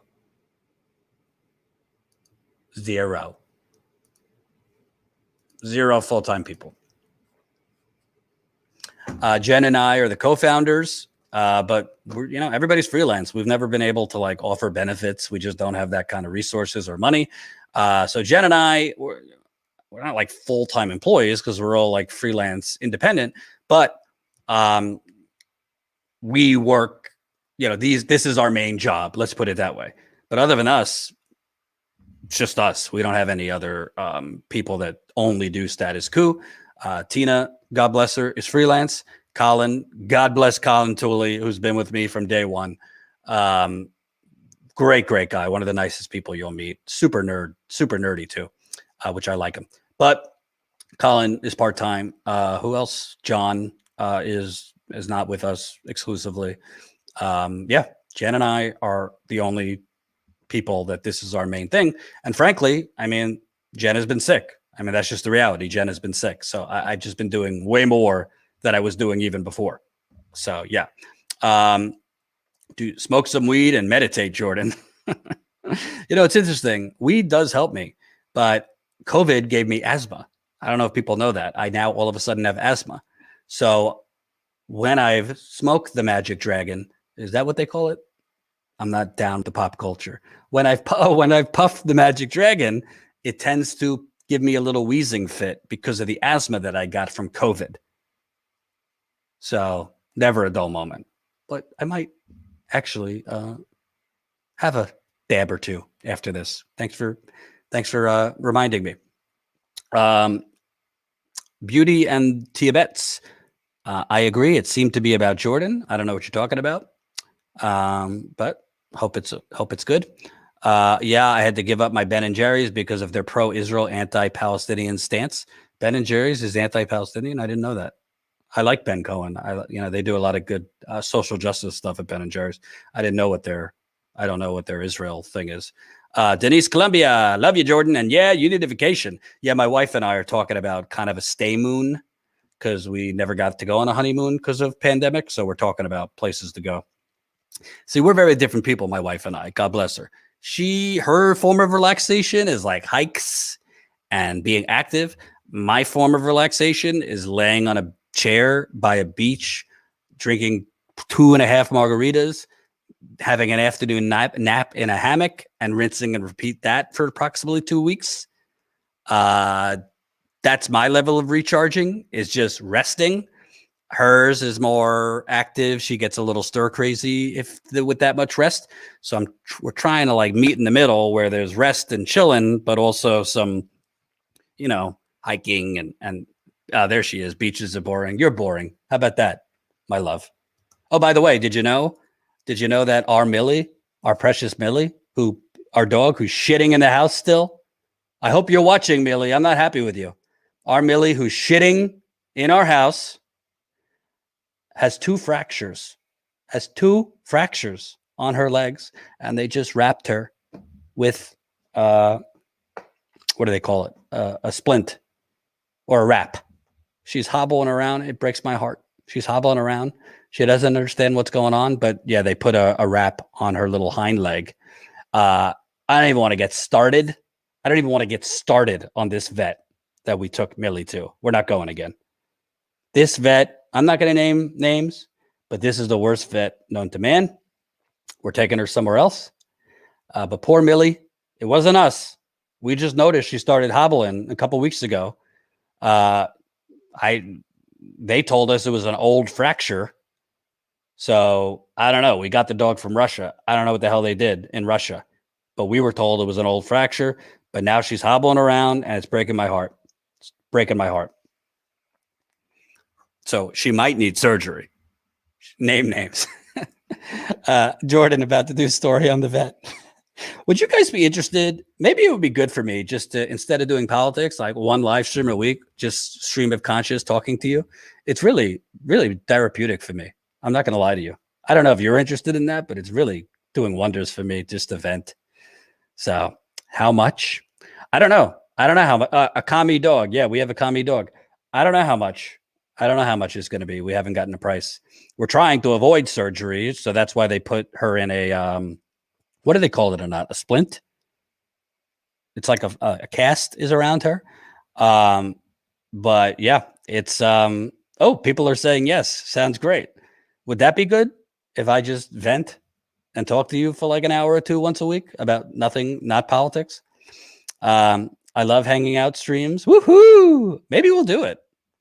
Maybe we'll do it like, I don't know, Sunday morning vent session. Need a hot take Tuesday video. Name the vet. Mary, I'm not allowed to name the vet. I'm not allowed. It's top secret. I can't name the vet because it would reveal where I live, and I'm not allowed. Jordan's rage cage. Ooh, I like that. Jordan's rage cage. It's a little narcissistic. But I'd love a cage for my rage. Give the animal Rick Simpson oil first step. And the wonderful thing, do you know that this vet had the audacity to laugh and say it was funny that Millie won't take walks with me alone? Millie, all of a sudden, I was walking her just fine. You know, she has issues with men, my dog. She's scared of men, so she's been scared of me.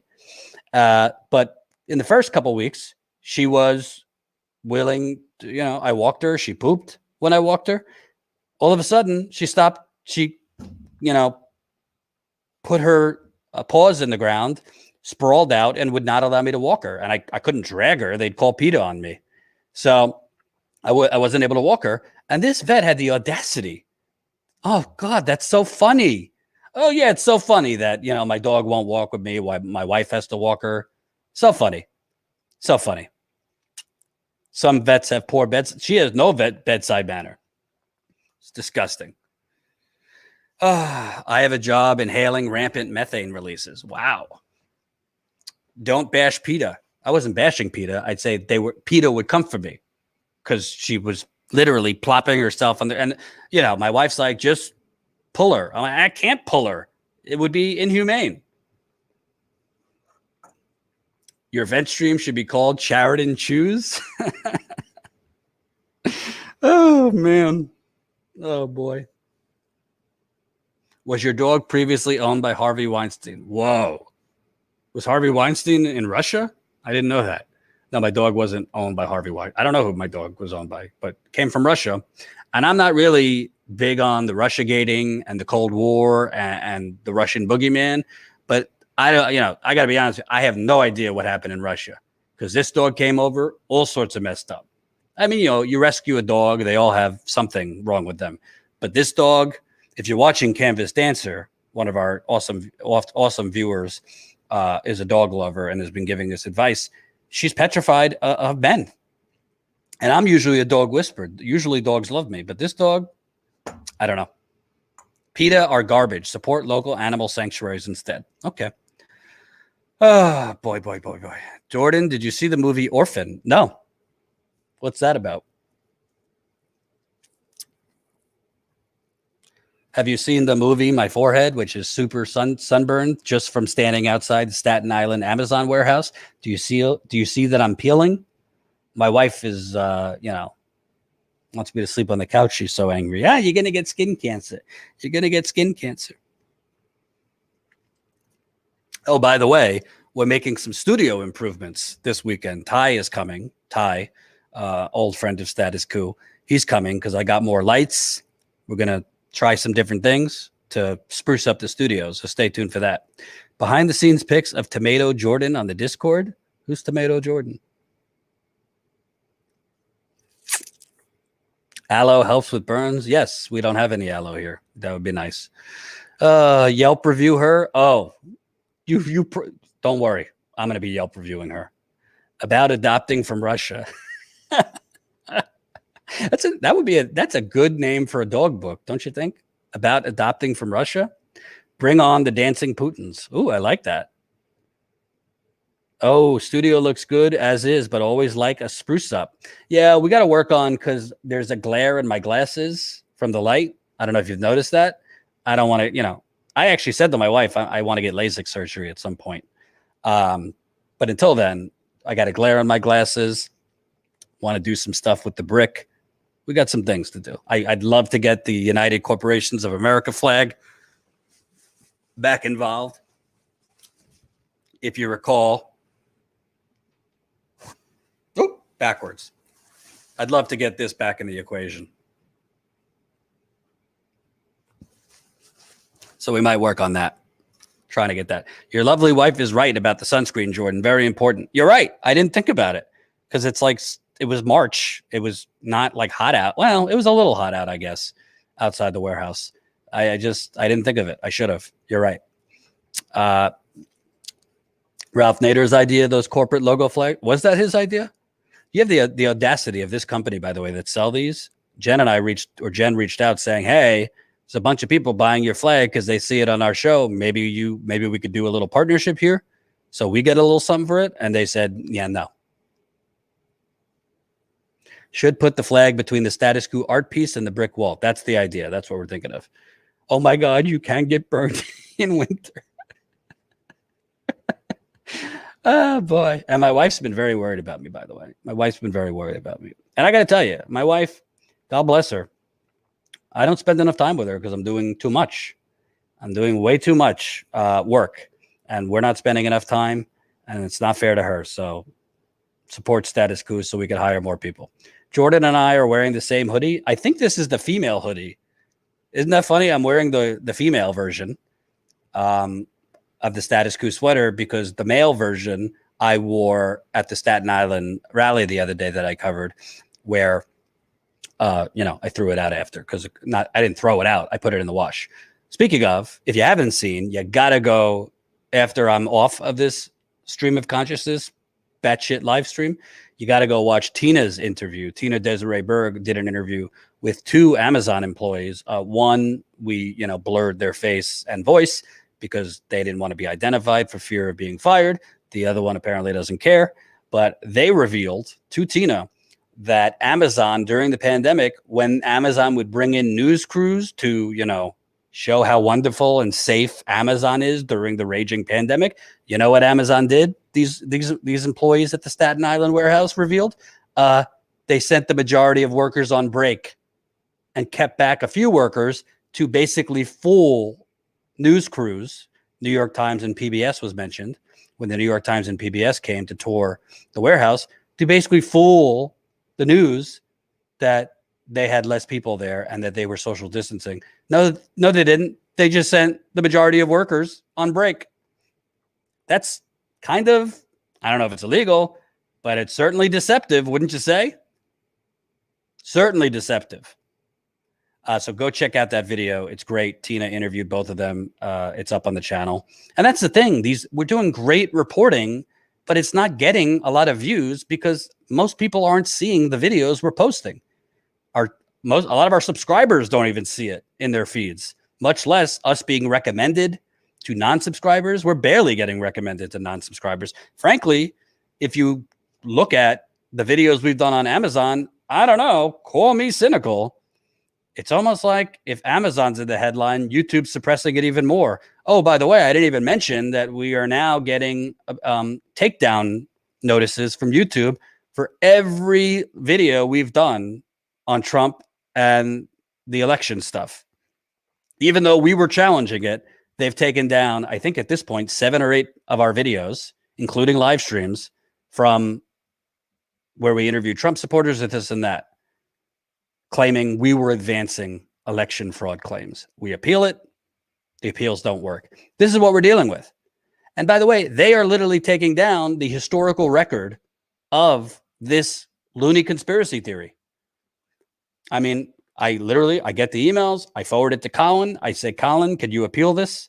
He appeals it. And then we get an email a couple days later, we stand by our decision. This is advancing election fraud claims or whatever. It's just ridiculous. It's just fucking ridiculous. Excuse my French. Leslie, $10. How about doing Status Coup viewer art wall behind you? Hello. Thank you, Vicky Blair. That beautiful viewer art behind me. Yeah, I'd love to do even more. So if Status Coup viewers want to do art, be happy to put it in a rotating kind of thing behind me. So that is the work of Vicky Blair, a wonderful viewer who did that. Our logo. Are you growing any food? Summer is almost here. Yes. Let me add on to my plate agriculture. Am I growing any food? I'd love to. Jordan between two ferns. Ooh, I like that. When you uploading on Substack? Jen is working on that with Jessica right now. That's another thing, by the way. We're going to be doing more at Substack to try and earn revenue there because YouTube is basically burying us. So we are going to be launching us. Actually, Jen, if you could put it in there, I don't know the link. We actually are on Substack right now. So you could go sign up to our Substack right now. I think we have almost 7,000 subscribers at Substack. Jen, if you could text me so I could say what our link is. But we're on Substack right now. So if the 300 people watching right now, you could go sign up for free right now. We will have paid offerings, of course, because we want to convert people to paid on Substack. But right now you could sign up for free on Substack. So go to Status. I don't know the link. It would be good if I knew the link, but I don't know it.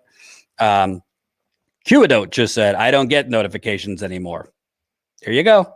Oh, statuscoup.substack.com. So that's statuscoup.substack.com. So member for YouTube. I already got Substack. Which kind of member? No. So we have our paid membership program. So becoming a Status Coup member, we're down. I mean, we were close to 2,000. That's what we're at right now. So that's our core membership model. But we're also launching a Substack.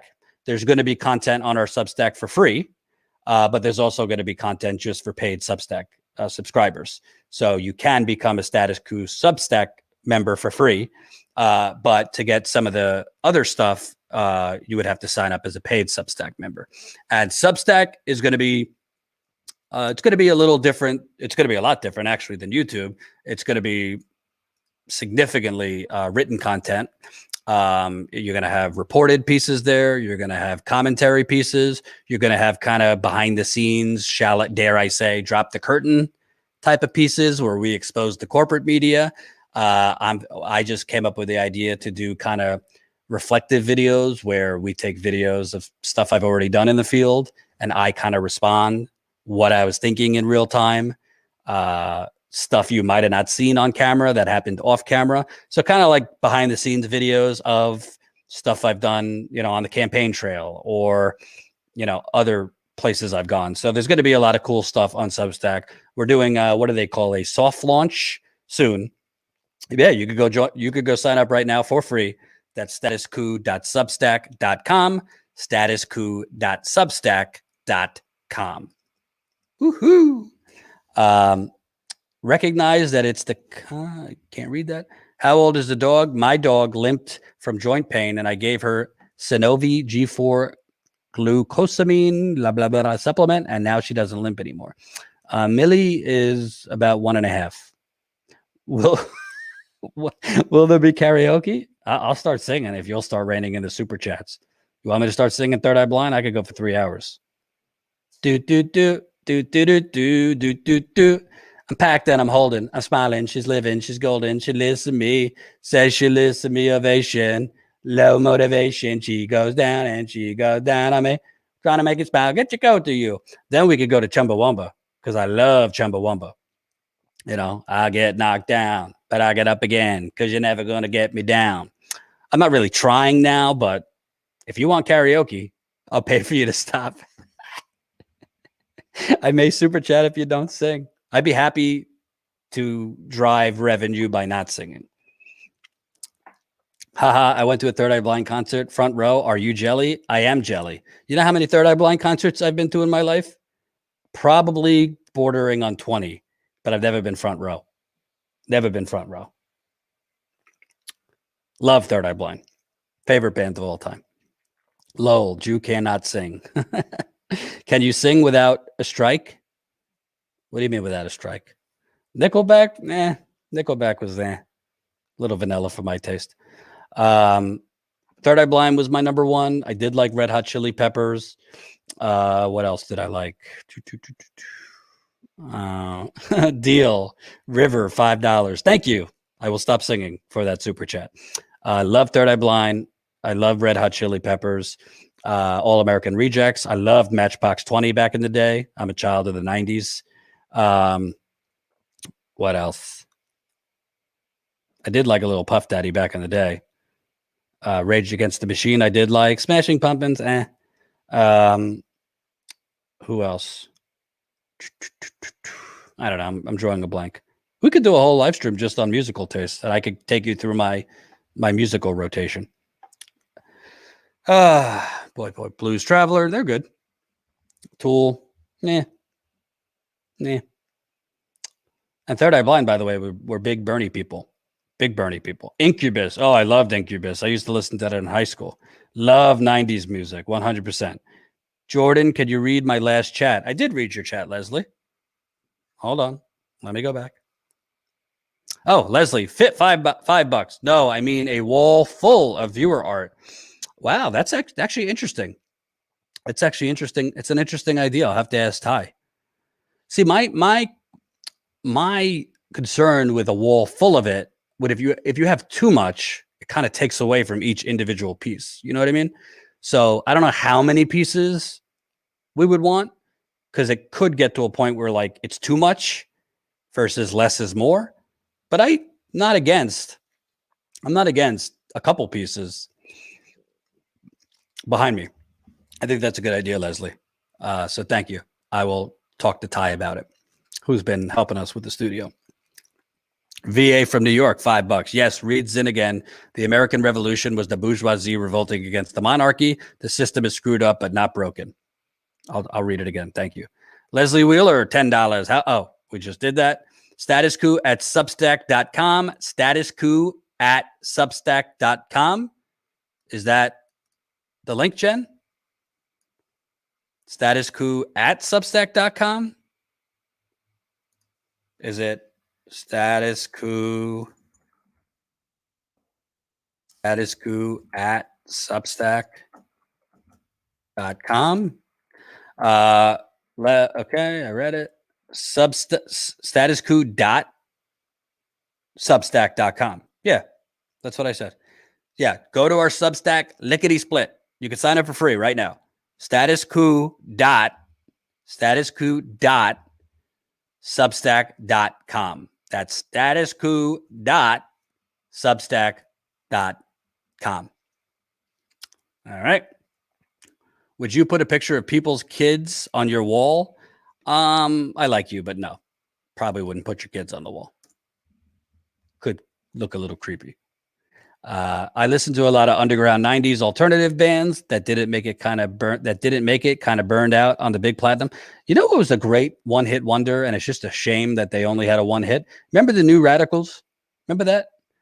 Don't give up, you only get what you give. It's such a shame. They were great. But only one hit. Adrian, $5. Sorry, hey, sorry to nag you, but can you share the Diane Morales segment of the Amazon rally? She's a great candidate who needs more platforms. Thank you, Adrian, for the nagging. If you could do me a favor, did you already email us about this, Adrian? If you did, email us again, and I'll have Colin cut that part. So thank you. I was impressed by her. I'm not part of the Andrew Yang gang. Never have been, probably never will be. I think he's kind of a glorified Reddit candidate. I'm for UBI, but I don't know. Somebody that is openly doesn't really believe in a $15 minimum wage. It's kind of not so great on labor unions. Not for me. So yeah, email us and I'll ask Colin to cut that part where Diane Morales spoke, because she was terrific. I wanted to interview her, but I had to interview Christina Brown, the sister of Pashan Brown. Damn, what a burn. It's true. I mean, is he better than some of the corporate candidates running in New York City? Yeah. But the truth is, I mean, Jimmy challenged him on this. He said it in other places. He don't believe in a $15 minimum wage. He's said some things about organized labor that is not so populist or strong. And I think, after he got that CNN contributor gig, he started talking slightly closer to the Biden wing, if you ask me. New Radicals are great. Record is super sour. Harvey Danger 2, that song Flagpole. Let me see. I used to like Oasis. Remember that? Wonderwall that everybody listened to when they got dumped by a girl or guy. Wonderwall. Now I'm really just, when you get to this level of burnout, you just say shit. I loved Oasis back in the day. You're my Wonderwall. That was great. I think I played it over and over after a girl dumped me in summer camp, but that's okay. She was vicious. Oasis bros hate each other. Maybe you're going to be the one that saves me. Okay, I think I've done enough. I think I'm a little delirious. Oh, I do like, who sings Ba Ba Ba Ba Ba Baran? I love that song. I don't remember who sings it, but that was a classic. Savage Garden. Yeah, I like Savage Garden. Like Chicky Cherry Cola. That was a great one-hit wonder too. I like Maroon 5 for 5 seconds, but honestly, it's like computer-generated music at this point with Maroon 5. I feel like we're on TRL. I went to TRL once when I was younger with a girl that I was courting. I love Saved by the Bell. Zach Morris loves, that is, is that Beach Boys? I didn't know. That is a real travesty, because you look at like Saved by the Bell and some of these other shows, these classic characters, they just get pigeonholed and they're never able to, have another hit show because everybody knows them as Zach Morris or George Costanza or, like Julia Louis-Dreyfus really pulled off something big, because to have Veep and to become such a popular character in Veep after her becoming, well known as Elaine, it's not easy to do that. And Screech did die, unfortunately. He had a lot of problems. But yeah, Screech died. R.I.P. Didn't Screech go to jail for something? I don't even remember. Jordan, what do you think about making marijuana legal? The media hasn't really been talking about it. I think it's terrific. I'm all for legalizing marijuana. They just legalized it in New York. They legalized it in New Jersey recently. I mean, it's just a matter of time. Honestly, I think it's disgraceful that they're firing people who had a history of smoking weed, or reassigning people that had history of smoking weed. Like, somebody needs to fucking slap this man, Joe Biden. It's a plant. Oh, we need more science and study. Get the fuck out of here. I'm pro legalizing weed. In fact, I mean, I say legalize it. Have as many marijuana cafes as you can. I'm not saying bake out the place to the point where, like, but I don't know. We have bars where you could drink alcohol. We should have more bars where you could smoke marijuana. I mean, I say do everything in I say do everything in, proportions. I mean, I like whiskey. I don't have it every night. I probably have whiskey like once a week. My wife hates it because I snore like a fucking elephant. But, I say to my wife, you know what? I'm stressed out. I need this glass or two of whiskey. There's a thing called earplugs. You can wear earplugs once a night. She refuses, if you want to know the truth. But let me tell you something. My wife is a saint. I vented to her last night because I'm burnt out and it's affecting me. And she listened. She's the biggest supporter of Status Coup there is. She's a wonderful wife. She's a wonderful dog mother, by the way. Millie is very lucky to have my wife. UBI, but for weed? You slap him? You want me to be slapped? I mean, is it really such a big deal that I want to have a glass of whiskey once a week, and because of such, I snore? Is this like the end of the world? I digress. 3 cheers for Anat. I asked Anat to come on more often. I told her I want you to have a weekly report on domestic terrorism. She doesn't want to come on. She's shy. So what can I do? What can I do? I did talk about the attack on the Capitol first thing. When I went live, I don't know if, I've been live for 2 hours, so I don't know if there's anything more known about what was this guy's motivation for driving through the barrier. I don't know. Chris, Jordan, it's okay. I'm burnt out from the system despite being unemployed for the past year. No good job outlook, and the future looks grim. Yeah, I feel for you, Chris, because there's so many like you, but it's not covered that way because, the jobs report, we've increased 916,000, mostly temporary, freelance, and non-livable wage jobs. Great. All the labor agitators here in Boston loving some Jordan Sheridan, are they? I have family right outside of Boston, so what's up to my mass holes over there? I'll have to rewatch that stream. We're all burnt out at this point. Indeed. I drink once or twice a week at normal times at the bar. Not big on drinking alone. It's social lube. To tell you the truth, I don't really drink to get drunk. I like whiskey. I like the taste, first of all, but it gets me, it's just like, after a couple sips, like, it just gives me a nice, like, relief. It takes off the edge a bit. I know that kind of sounds bad, but I don't do it every night. I mean, maybe I drink once a week, but when you're stressed, it's a good, for me, it helps with my stress. I wish I could go to a cannabis cafe. Indeed. Oh my God, Biden firing people because of weed. Yep. Credit to the Daily Beast. They broke that. They don't do a lot of other good stories, but they did a good story there. A buzz. That's all you need. Yeah, that's what I mean. It gives me a nice buzz. No tooth decay. Bourbon. Is whiskey bad for teeth? I didn't know this. Let me know. Status Coup. What if you bring your views on once a week, like members call, but a bit more random? What if you bring I guess you mean your viewers on once a week, like a members call, but a bit more random? It's not a bad idea. Bringing some viewers on. It's a good idea. Email me that idea. info@statuscoup.com. Acid is a great antidepressant. I don't do the acid. California is a weed cafe on every corner in every town. California love. Yes, whiskey is bad for teeth. Oh, boy. I didn't know this. Bacon helps with stress also. Yeah, but it doesn't help with your heart or cholesterol. Leslie, check out my YouTube page sometime. I shall. Mark Twain, bourbon is his remedy. Wild turkey was Hunter S. Thompson's. Taco Conch, I'm new here. What's this channel about? This channel is about covering what the corporate media covers up. I've been to Flint nearly 20 times. We go out into the field and cover stories in the trenches, leaving our studios to cover what the corporate media is covering up.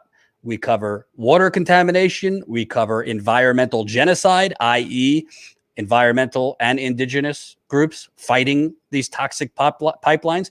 We cover, unfortunately, black men being executed by police all over this country.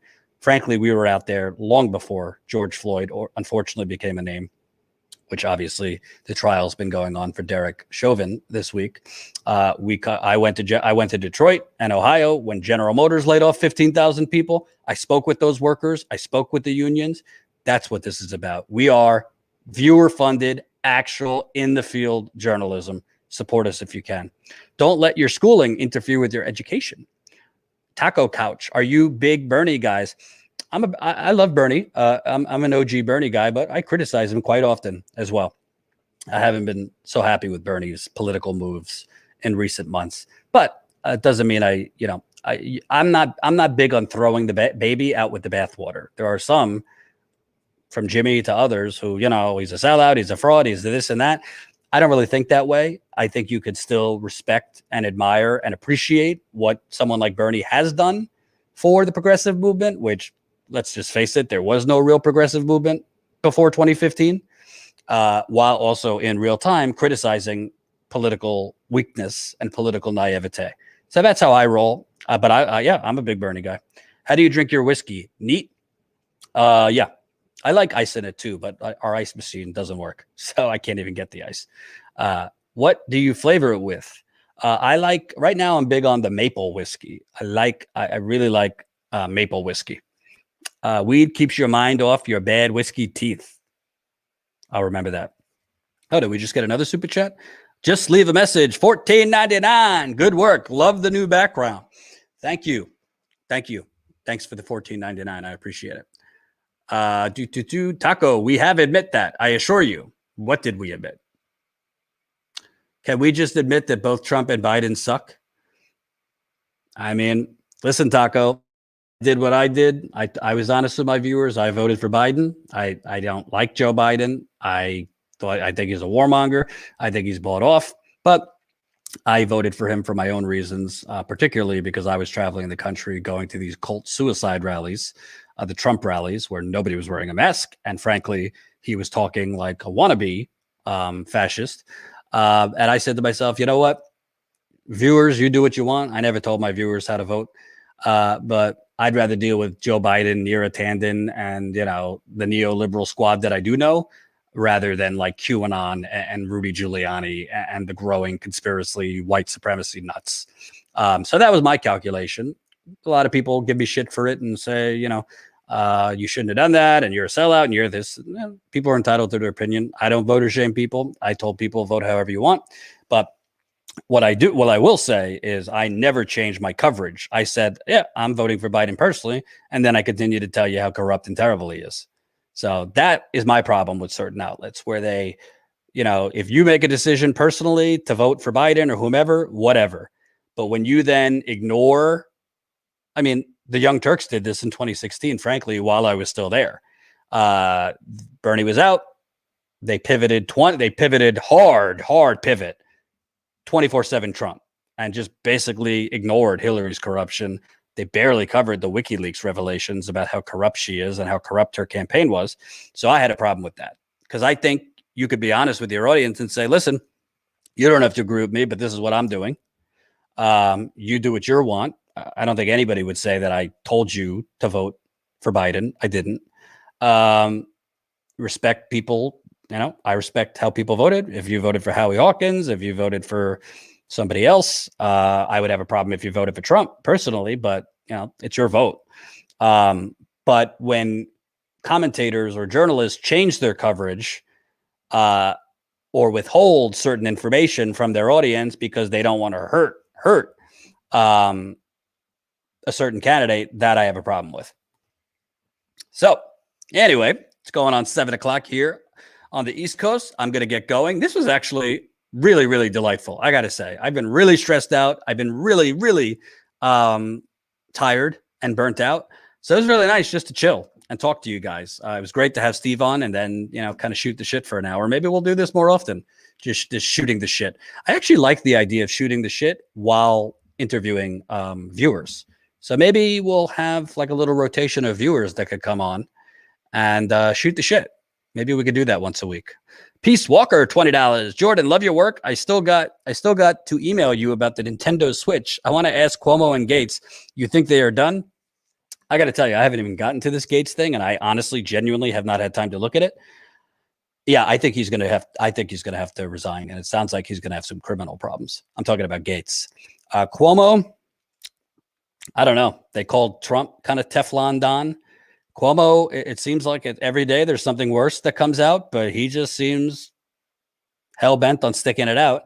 And there is precedent for, these governors who are corrupt or have scandal to just refuse to resign and stick it out. I mean, look at Ralph Northam in Virginia. I don't think he's going to get reelected.